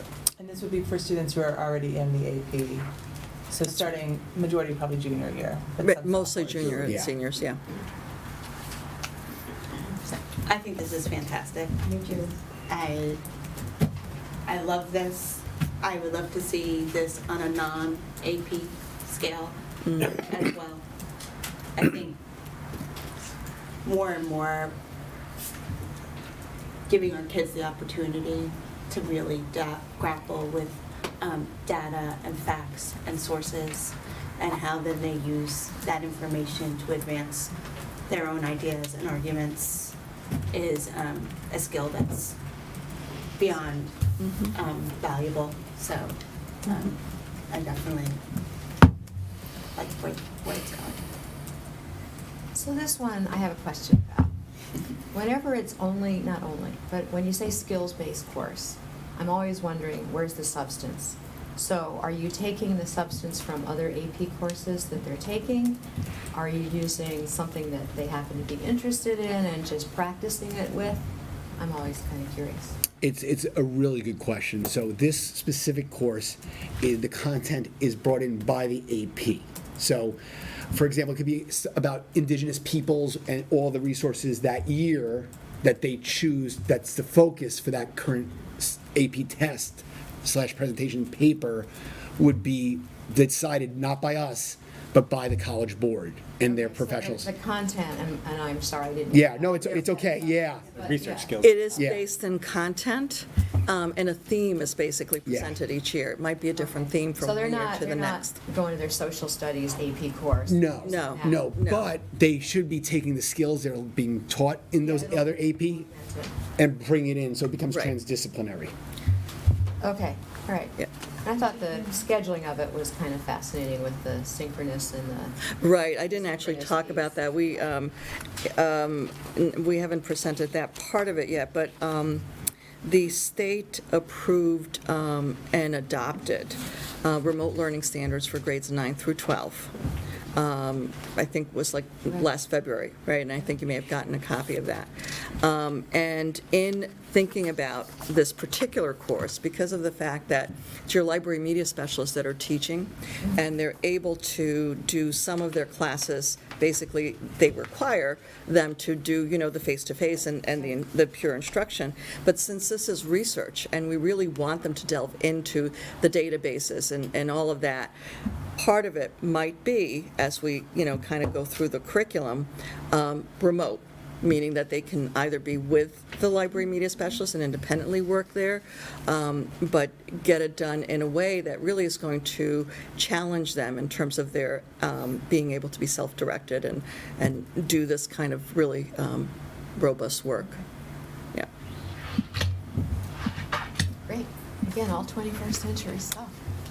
We're proud of the curriculum visioning that we've done, and these are all really aligned. The goal to actualize the POG, we're really focused on that, and these are a few more examples. It's going to be great for our students. Yeah, you're doing a great job. Yeah. If this does go ahead, there's so many courses at the high school, and some of them feel, like, for example, Project Lead the Way, it needs a bit more. Marketing. Exactly. So a course like this, where it's quite hard for the casual observer to get their head around what it actually entails, I think it would need I agree. Yep. It is actually something that we've actually talked about in terms of like, how can we, get the word out about all these new courses and, how, students really could benefit from them. So, yeah, the communication We had part. like a course selection day at my high school. You had like a day that you went around and like, it's like almost in a cafeteria. Like a club fair, but do the Yeah, course like a fair. club fair, but it was like a Gosh, course it's the selection. old style. We, Style registry. so we try to market them all equally, if that makes sense, because these Right. are elective courses and, everybody's wants their FTE. Right. So, we have the 8th grade parent night and student night where we're publicizing it. We publicize it on the website, and the Yeah. program of I'm more studies thinking has like come a for long the way. students like who are already in 9th grade to 10th grade. Yeah, well, and then so we're educating certainly our school counselors and all of us about what's being offered. Yeah. And I think also, though, we talk about, self-directed and self-navigating learners. Yeah. We need students with our school counselors to partner with them also and, take some ownership about, discovering what they really want to do as well. So Yeah. that's part of what we're working on in the school counseling process, because we have a number of new courses over the last few Yeah. years, and we'd like to run all of them, and we want to market them equally, and then sometimes make very thoughtful decisions on, what we advance and how many sections of what we offer each year. Yep. And I think Mr. Keating does an excellent job with that in that office to make that happen. I think it's pretty well marketed, and the school counselors, have done a lot of their own, webcasts on the offerings and what the seniors need to know, what the juniors need to know. So we're working it. I'm wondering whether there's an opportunity to look at the program of studies and to be creative in how we structure that. And there are opportunities where maybe the programs of studies could include Pathways. videos, pathways. There's lots of things we could do to market. Do a podcast about. That's a goal. Well, I mean, Yeah. one of the examples, I'll just share this because Ken shared it with me. One of his podcasting students made a podcast about why podcasting is important. So like taking something like that as a real, product and putting it out there really would give a real flavor for it. We had talked about kind of having, suggested course kind of pathways for, you start in 9th grade, and if this is where you think you would like to go post-secondary, these are the courses that would fit that. So doing something along those lines might, especially with all the newer courses that have come up. A lot of them can be cross-referenced, they're either this kind of course or that kind of course, they just show up in multiple places. Yeah, we've been talking about reimagining the program of studies a little bit, and give us a little bit of time. We've got the student hub now for the student handbook, and so we've got a vision for it. Great. Yeah. When's it going to be published? The newly imagined one? Right. Next Tuesday? Yeah, what can you do next Tuesday? Yeah. I would say realistically, we'll give us a little time. Fair enough. Whether it's ready for early December is questionable right now, but we'll get it done. I have no doubt. Ask a question not related to you guys, just related to 6141s. At some point, when you guys have time, I know we talked about this at Teaching and Learning, but can we look at the past, 5 years, which courses we have approved and track that progress over those, 5 years? I'm just trying to make sure that we have approved so many since I've been on the board. Yeah. Just trying to kind of keep track of what we're doing and how many students are participating and whatnot. Right. My other comment about 6141s is really directed to you, Chuck. Maybe it would make sense to save our teachers a lot of trouble, and instead of having them present to Teaching and Learning and then coming and presenting to the full board, just have them present to the full board. I agree. Because we asked a bunch of questions, but now we're still making all of you come. It's not I was like thinking the Teaching same and Learning thing. would cut you off and say, don't come talk to all of Yeah. us. But it would just kind of save, I think, a lot of trouble for you guys. At least you could like say, we're going to talk about this, but I mean, it's just a lot of time for you guys to have to present twice. I'm certainly open to it. This is just past Yeah. practice. This is way Yeah, we've yeah. always done it, Yeah. so. It just feels repetitive for your guys' time. We do appreciate it, but We do. I'm sure there's other things that you could be doing. I'll plead the fifth. Okay. We're speaking for you. It's all good. Just building on Jen's point, and I think you're getting at it too, was the evaluation piece. You know, we never really see the evaluation of the courses, and it's always referenced, and we never, you know, and enrollment is one way to follow it up, passing grades or, you know, student comments or whatever, but we just, the board in the future would probably benefit from seeing some of that. And what are classes called? So 6141 is adding classes. What's it called when you remove classes? Is there an... Well, the 6141 is the policy, and so courses But like- generally, if they're undersubscribed, they just don't run. All right, because it'd be great to see which courses have been... Sure. We can do it. We usually leave them in the program of studies and then try to run them, or, you know, we get creative, we run them in opposite years. Yeah. And sometimes we just make decisions that, you know, due to under-enrollment, we just frankly can't afford to run this section. And then students, of course, have alternates that they choose in their course selection process, so we're not, you know, they have other opportunities. And those are just, I've said this before, those are just very thoughtful decisions, analyzing a number of variables of what we're offering in a given year. I'm proud to say we always do it within our FTE allotment, you know, every single year. How hard would it be to pull out of Power School the courses that are, because they all live in Power School, even if they're not running? We could do that easily, and we can also produce, to your question, Jen, we could produce the number of courses and the number of sections that we run, the number of students who've been enrolled, to give you a sense of. And I'll be honest, some of them the enrollment is relatively low, you know, because I think we've offered and developed so many new courses that the term I use is just diffusion, that the students are diffused more across courses, so that's something that we need to be cognizant of as well. And the class size report would have a lot of that information. And you just have to, you need to know to look for it. I was just looking, but it doesn't really break it down by like all these different classes, but yeah. But we can certainly provide a report about what year, what new courses came in and how they've been progressing. Yeah. I mean, I think that's the easiest, right? I mean, in an ideal world, like, our teachers would come back and say, hey, this is what you presented, and this is how it went. Yeah, and you've got it the was different. great or it wasn't great. It's Yeah, you've got the different the classes, because you've got every teacher's course load, so they're there. With someone like Amy in ASL4, you see the new iteration every year, so that's an easy one. She's easy, she's done. Check her off. Okay. Thank you for supporting all these courses. Thank you. Thank We you very appreciate much. Thank you for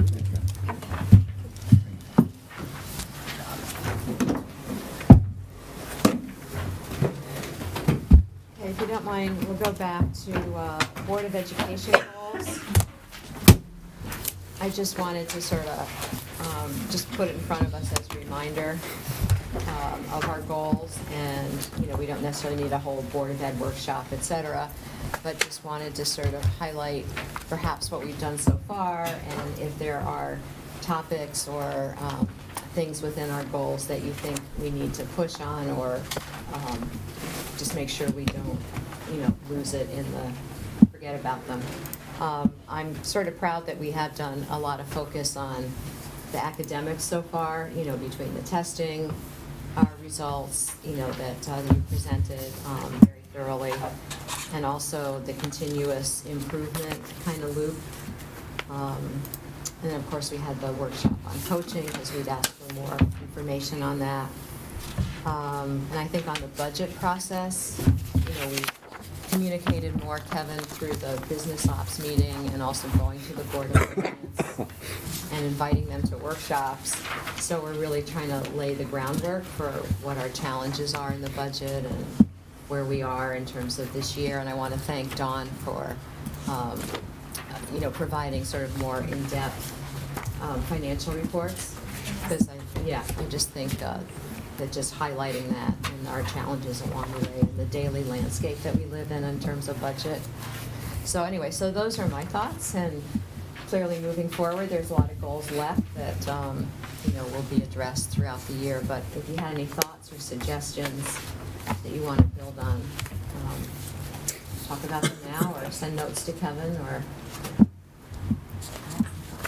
Okay, go ahead. We spent a lot of time talking about math. I know it is one of our goals. I'd love to shift and talk a little bit about ELA. Okay. And just some of the changes that we talked about during the curriculum review and just kind of how some of those things are going. Kind of next steps and where we are with all that. Especially with reading. Yes. Yeah. Because that's a big Reading's a hot state topic. push, right? Yes, it is. There's a lot going on. Mhm. So maybe if we can find a time to Yeah, that's a put good that as idea. an agenda item, that would be great. That's a good idea. I know we keep talking about this in emails, but I'd love to go back to pre-COVID world when we went to each school. Just had some time for teachers to come talk Yes, to us. it's on my to-do list. Thank you. And then the other thing, which we kind of started talking about at Teaching and Learning this past meeting, is going back to diversity and reading materials and how are we choosing what our kids are reading. And who's choosing that? Right. So whether that becomes a full board meeting or if we keep it where it is and relay it over, that's up to you guys. But I'd just like to make sure that we have a conversation about it. Yeah, I just wanted to add to that. I think it's so important to have, like, it's so nice having board members who are involved in our schools personally, because there was a situation that Chuck ended up agreeing with about the sophomore book that's being read, and it was like, how did we get to this place that, it was like just a myth of a conversation, in my opinion. Like, we all agreed that this was an inappropriate book to be reading. It was a heavy-duty book, and it might not have been, and had Jen and I not been talking to people, it's just one of those things that's like, you don't know what you don't know until Mhm. you're involved in it. So Montana 1948 is an appropriate book? No. Not, okay, and it was heavy was your word. Oh, so my daughter read it, I read it with her, and Yeah, I would not- challenge that. I know inappropriate is a very Yeah. sensitive word here. Well, so let's it was a be, heavy- let's be accurate about what we're talking about for that reason, yeah. Inappropriate, accurate. inappropriately for the reading level for some So it 10th was graders. assigned as a summer reading. Yes. And it does deal with some pretty heavy-duty themes. Mhm. My feeling is that's not an appropriate book to assign for independent reading over the summer. It's something that requires a great deal of scaffolding by the teacher. I don't think it's not an inappropriate book, but if kids are going to be reading that, they need ongoing support. I also think that parents need to be aware that this book has adult themes. Mhm. Particularly if you're sending it home during the summer. I mean, I think a number of parents are a little blindsided by the Yep. fact that a book like that was assigned, and I don't think the parents felt prepared to, maybe you are, Kevin, but I don't think all parents felt prepared to. Well, once I support their picked it up and started to read it, yeah. Sorry, so Chuck said not appropriate, is it inappropriate, which I guess there is a It's not grammatical appropriate the way it difference. was assigned. Yeah, and so I think so what I hear is the questions, Yes. right? It's first, like, how is the reading material being generated? And, we can span all grade levels, because some of these are, Yes. they're obviously curriculum-related, but, where are the choices being made? Yes, And and then, also the diversity in the choices. In this Yeah. situation, there's only one book, whereas I think in 9th grade and 11th grade, there's several books. Sure.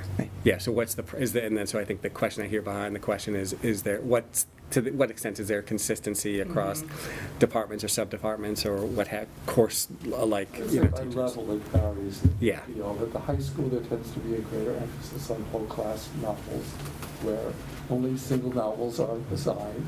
But that's a work in progress. We're trying to broaden the choices the kids have, and we'll make some progress. Sure, and then the second area is for, books that deal with mature themes.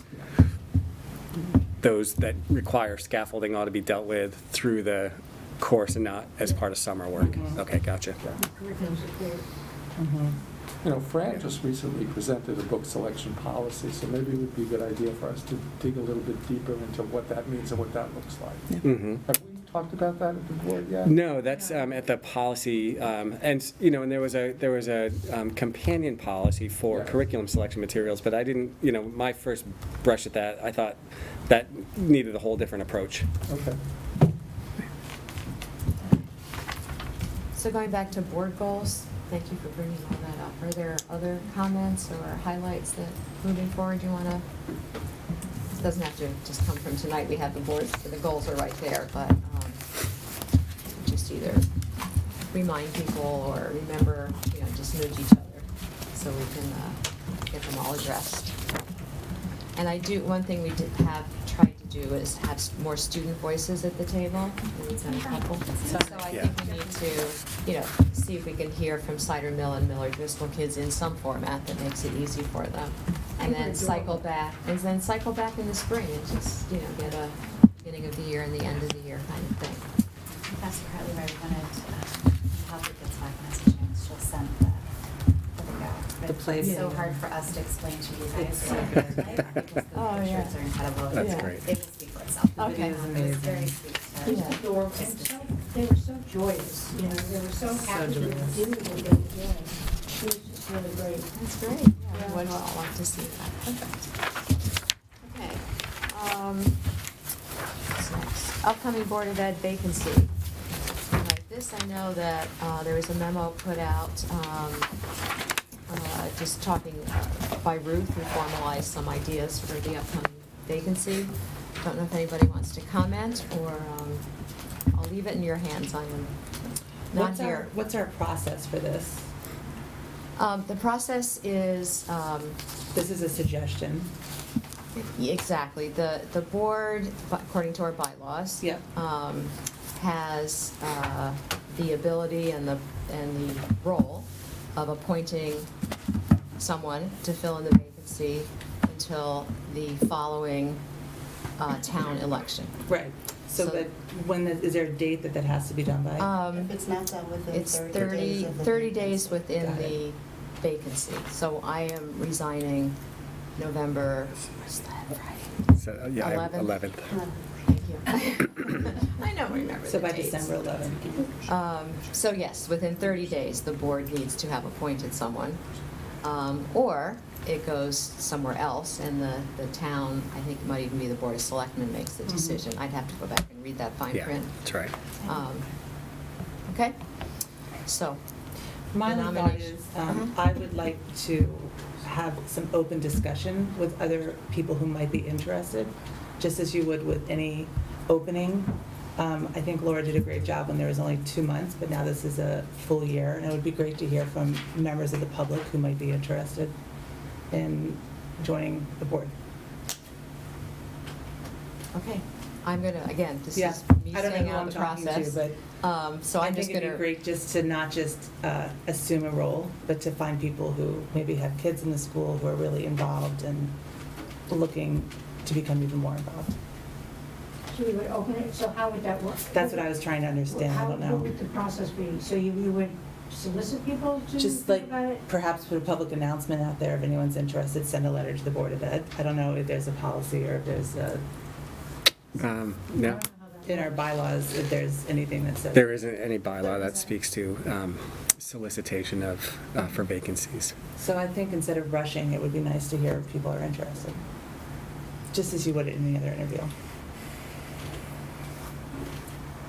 I think there's something to be said for having someone fill the spot who is an experienced board member, who can move into the position seamlessly, who understands the budget process that we're going to be coming into, and to be perfectly frank, also who doesn't have a political motive. I'm more thinking of people who have kids in the school than a political motive. I wasn't even thinking politics. I mean, I understand the idea. I think that all of our community members are invested in the schools, and I think that there's lots of parents on the board. I'm not so sure that that particular quality, I guess, makes for I just think having it open would be nice to a get better, people. a better choice.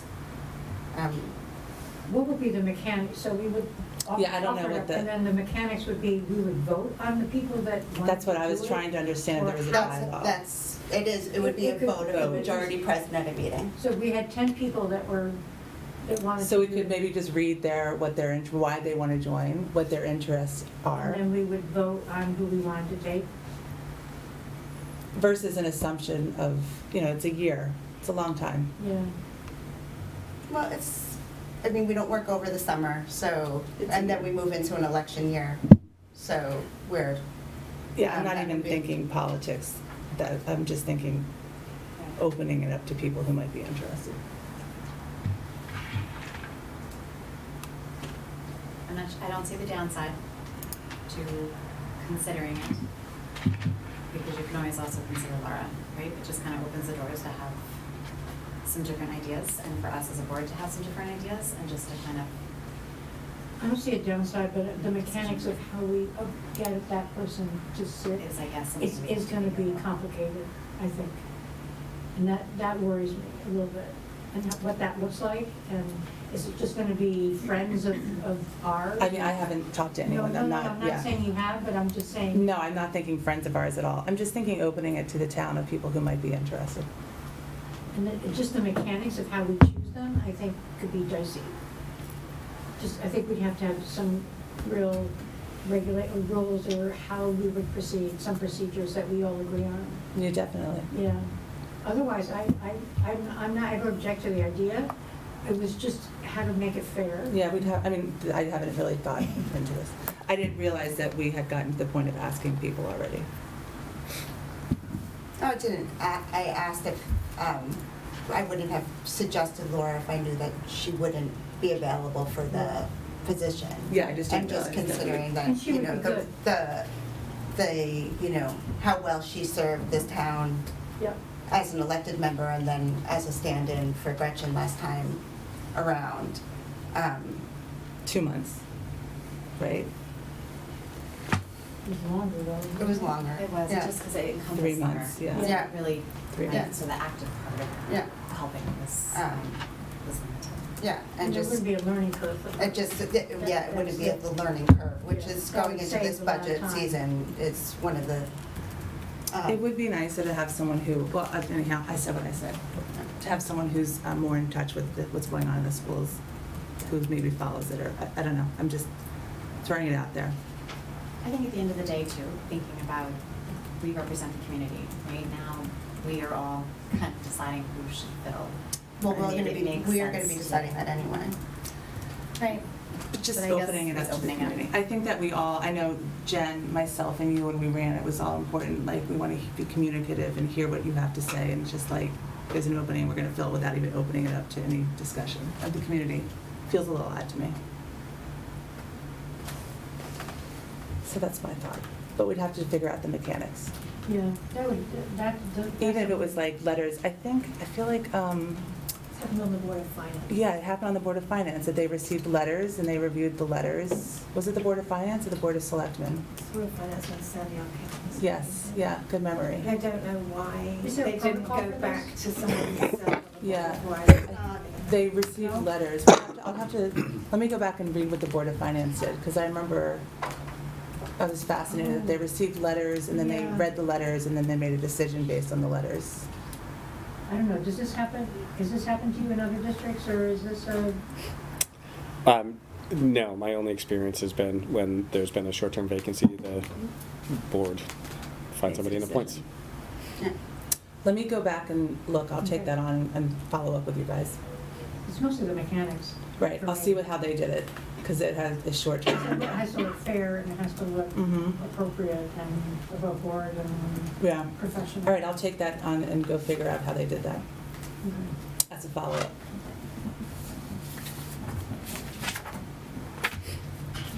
Are you done? You want to jump back? Nope, not on this one. Not on this one, Or we just could to the next item. make that stay.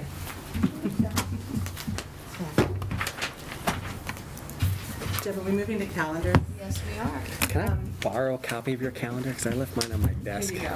Thanks, And I just need the noticed, 23. I don't see Rosh Hashanah is on one of the years. Yeah, so if it's not impacted, it's probably on a weekend. Got it. Yeah. And then also on one of the years, there's a misprint.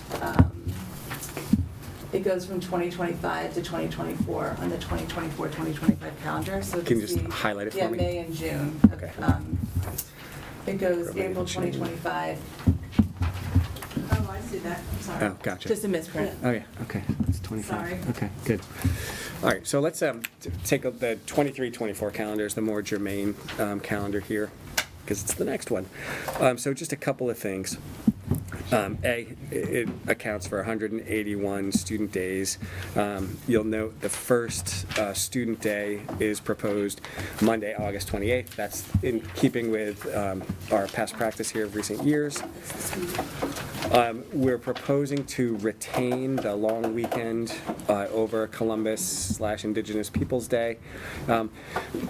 We consult with the WEA on our school calendars, and so in the past, Andrew and the exec board had surveyed staff, and they had come back and decided they preferred to have Columbus Day as a closed day and then the PD day to follow. My understanding is Andrew recently resurveyed the staff, and that was very much the strong consensus. Out of deference to their perspective, we've held that there.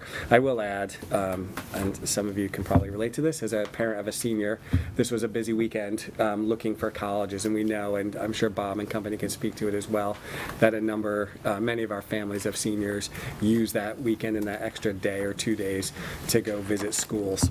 So I think there's upside all the way around. Just on this calendar, the December break begins with a shortened Friday on 12/22. And then February break is would be the week of 2/19. And then April break is about 7 or 8 weeks, hence the week of April 15th through the 19th. And then the tentative last day of school would be Wednesday, 6/12. Kevin, how come, doesn't April break usually follow right after Good Friday? Not necessarily, because Okay. Good Friday follows a So different early, calendar. yeah, So okay. sometimes it's later in the year, sometimes it's earlier. I think it might, on the next calendar, it might line up. Yeah, I saw that. I just didn't know. So it's like we stick to the middle of April, not necessarily. Yeah, and if you look at the way that we sequence it, we try to spread them out about 7 to 8 weeks apart. Again, I would speak from recent experience. That pace of the calendar seems to work for people, and people enjoy it. The difference is that I will note for you that I'm proposing in this calendar, I've proposed to add 2 early release days, both on Fridays. One's in September and one's in January. The tension here is this, as I think we were talking about recently, we have a heavy-duty professional learning calendar, and so we're always arm wrestling for time, and we know our staff is always looking for more time. Families, I think, generally don't like early release days because, especially for parents of younger kids, it creates another imposition for childcare or a disrupted day or week.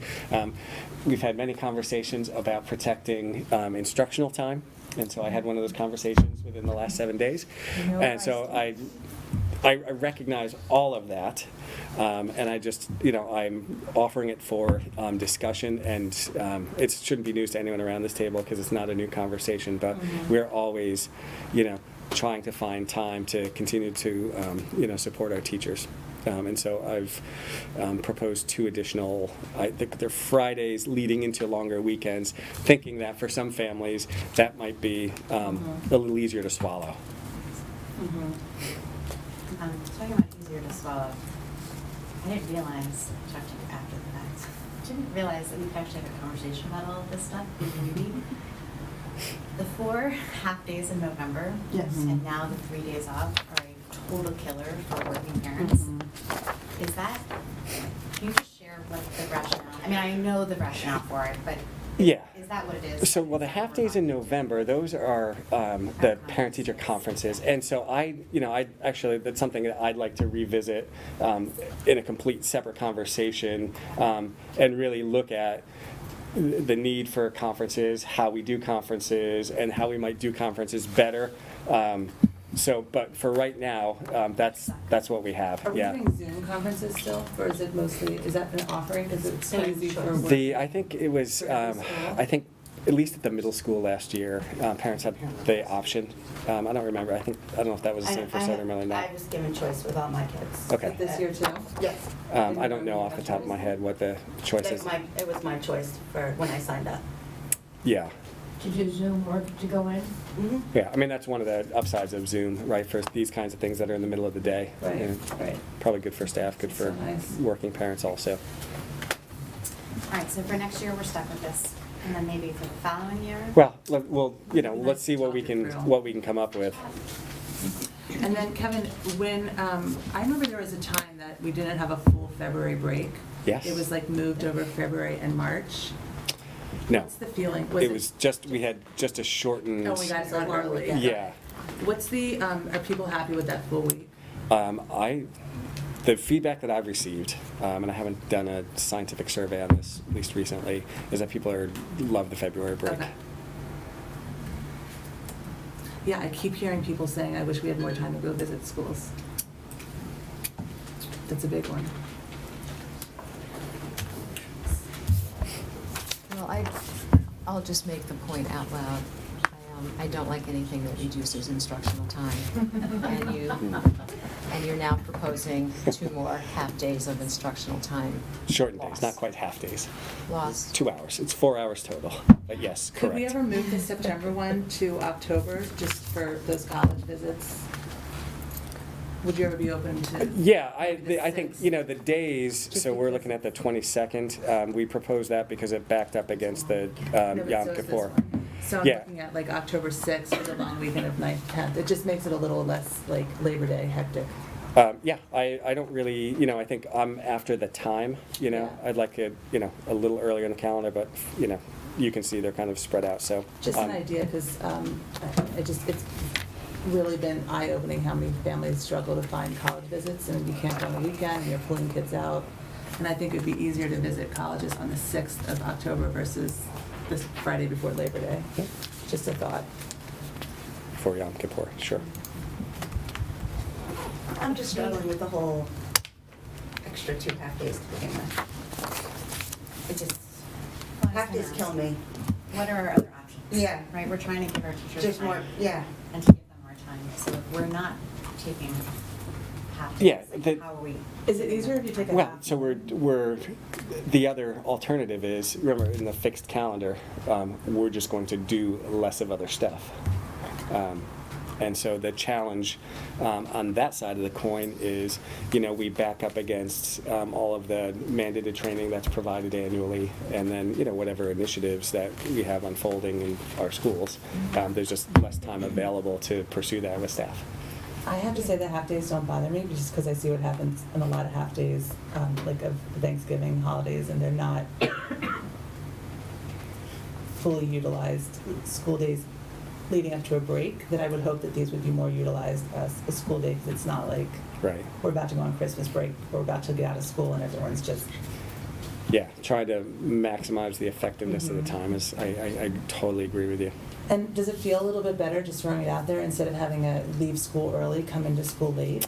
We looked at that a few years ago, and I think that when I visited that with the PTA folks, so I don't know that I had that conversation with them this year, although Michelle's in there, maybe she remembers. I think my memory is early dismissal was preferable to late arrival. Yeah, I would think. I'm just thinking for the teachers, if it makes a difference. So that the teacher's required to stay on school property if the students leave early? If we have professional learning, for sure. But if we don't, if we just have these, like, free time? So you're referring to like self-directed time? Yes. So if we build into the calendar opportunities for self-directed, that's teacher discretion. The expectation, and I think it would go without saying, is that it's professional time. Right. But there's not necessarily a mandate that they have to be in their classroom or in the building. If the work they can do can be done anywhere, then they can do it anywhere. Well, and my objection to the half-days was not that there are any half-days, just that you're adding 2 half-days. I'm adding 2 to the existing 2, correct? Right. So you would have 4. So you have been managing with 2, even though you feel it's not enough, but it's been done with 2. Correct. So I personally, because of instructional time, would hate to see it go to 4. Do I sound like a broken record? Yes. We've had this conversation, right? Can you guys go back and track? So when we have a 3-day already, can you guys go back and track how many of our kids don't show up on the Friday before anyway? Yeah. Because they've taken, like maybe that would help us in determining how much. So I understand if we that you looked, backed it up so to long weekends. absences. Right, you've done that um, strategically. right? Like, I mean, if we're gonna have people not well- going anyway. Yeah, so, I mean, here's what I can tell you. I mean, But to me, if you take a agree. long weekend and then you add the afternoon for staff development, you're kind of,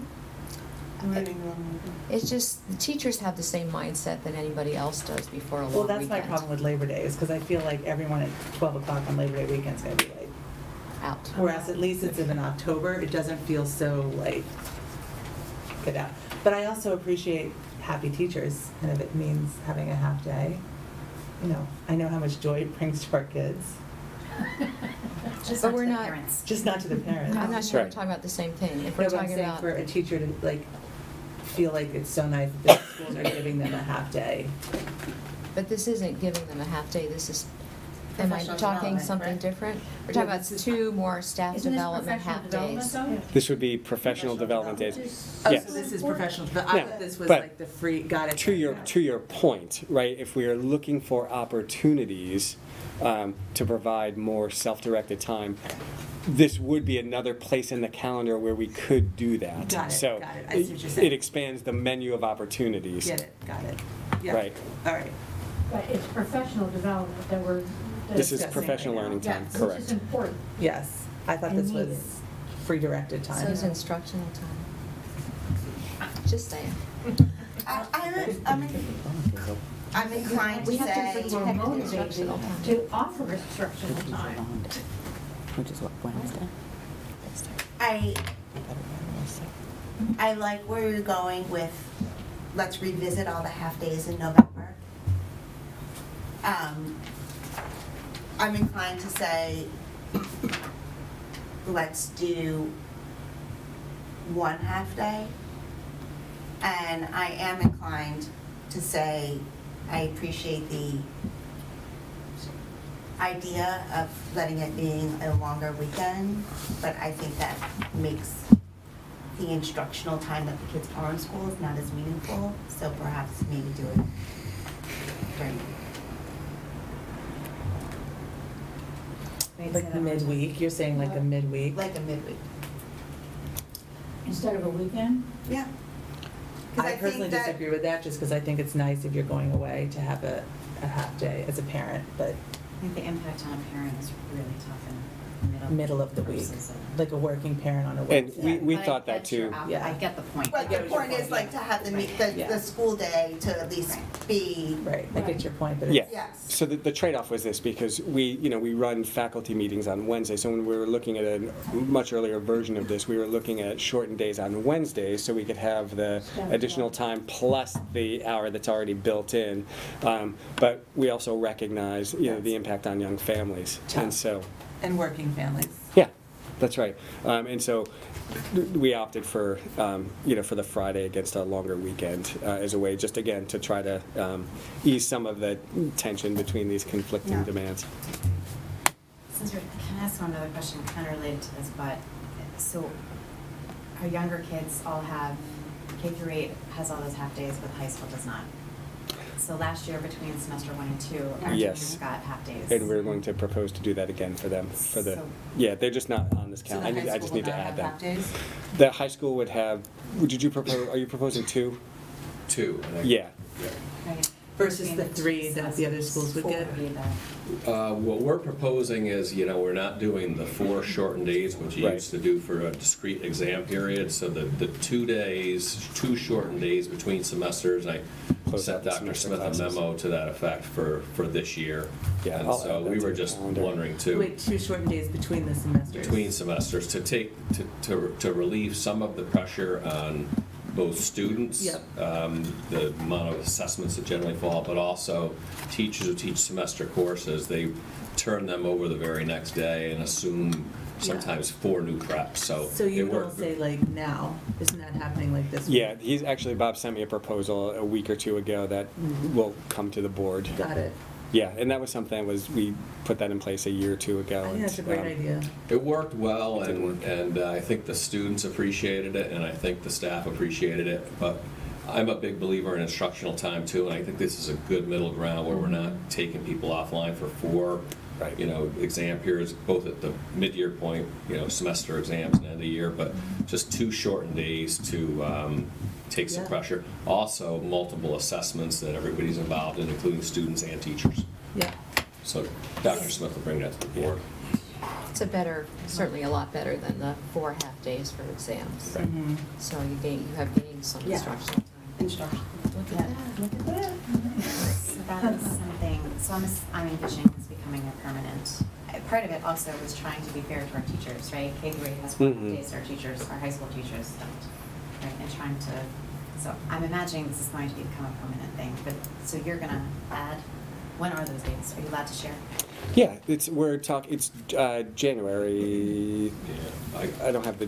Let me send it. I'll put it in an email to you tomorrow. It's one of those things that's been sitting on my desk. So, how about, you've heard a lot of comments. There will probably be more as people think about it. Send them to Kevin. And is there a way, or have you already, perhaps by the next meeting, gathered some parent PTA feedback on calendars? Yeah, I spoke to the PTA presidents at their last meeting, and I think the consensus around that table was they prefer, if given the choice, the full day closures as opposed to the shortened days. And that was pretty clear, and that was as a result of the just the impact on childcare. So instead of 4 half-days, 2 full days. So we have full days in the calendar, and one of the ongoing conversations among the staff here has been, can we reimagine those full days? And so the only days that I see as really available would be the full day closure after Columbus Indigenous Peoples Day, and then Election Day. And I don't see Election Day as a day that we're really going to be in school, frankly. We just get a lot of foot traffic. There are too many questions about safety and security and all of that, so that one's off the table. And then, one of the proposals that we looked at last year was to take one of those days and, be in session on that day, but then have a bunch of additional early release days, like 2 or 3 across the year. And speaking to the PTA presidents about that, again, the consensus was, we'd prefer to have the full day. And so I've kept the full day, and then, added some early release days. All right, so. When do we vote on these? You've got time. We've got Yeah. time. And so anyway, send more comments to Kevin, come back either with a revision or not, and have a great discussion. Yeah, I didn't hear consensus. So there are 2. Ruth proposed splitting the baby just to help me. Is there consensus around that idea of 1 is better than 2? I mean, 1's better than 2. Okay, all right, so I'll, and then Mandy had the proposal for at least next year, take the 22nd and move it to the 6th, so you're butting it up against October. Yeah. And that was for the purpose of, just assisting Colleges families. and not like Yeah, and I don't craziness. think that I have a preference, so. All right, so I'll come back with a revised calendar that has that day on the 6th. We'll eliminate the other one, which was wherever it was. And then we'll go from there. We'll just keep talking about it. Where's my agenda? I lost it.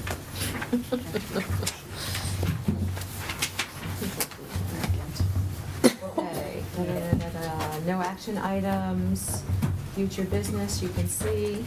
Comments from the public? Done. Okay, then this meeting is adjourned. Oh, stop. My kids are still waiting for me, Deb, because I had to hit the end of the gavel. They're just like,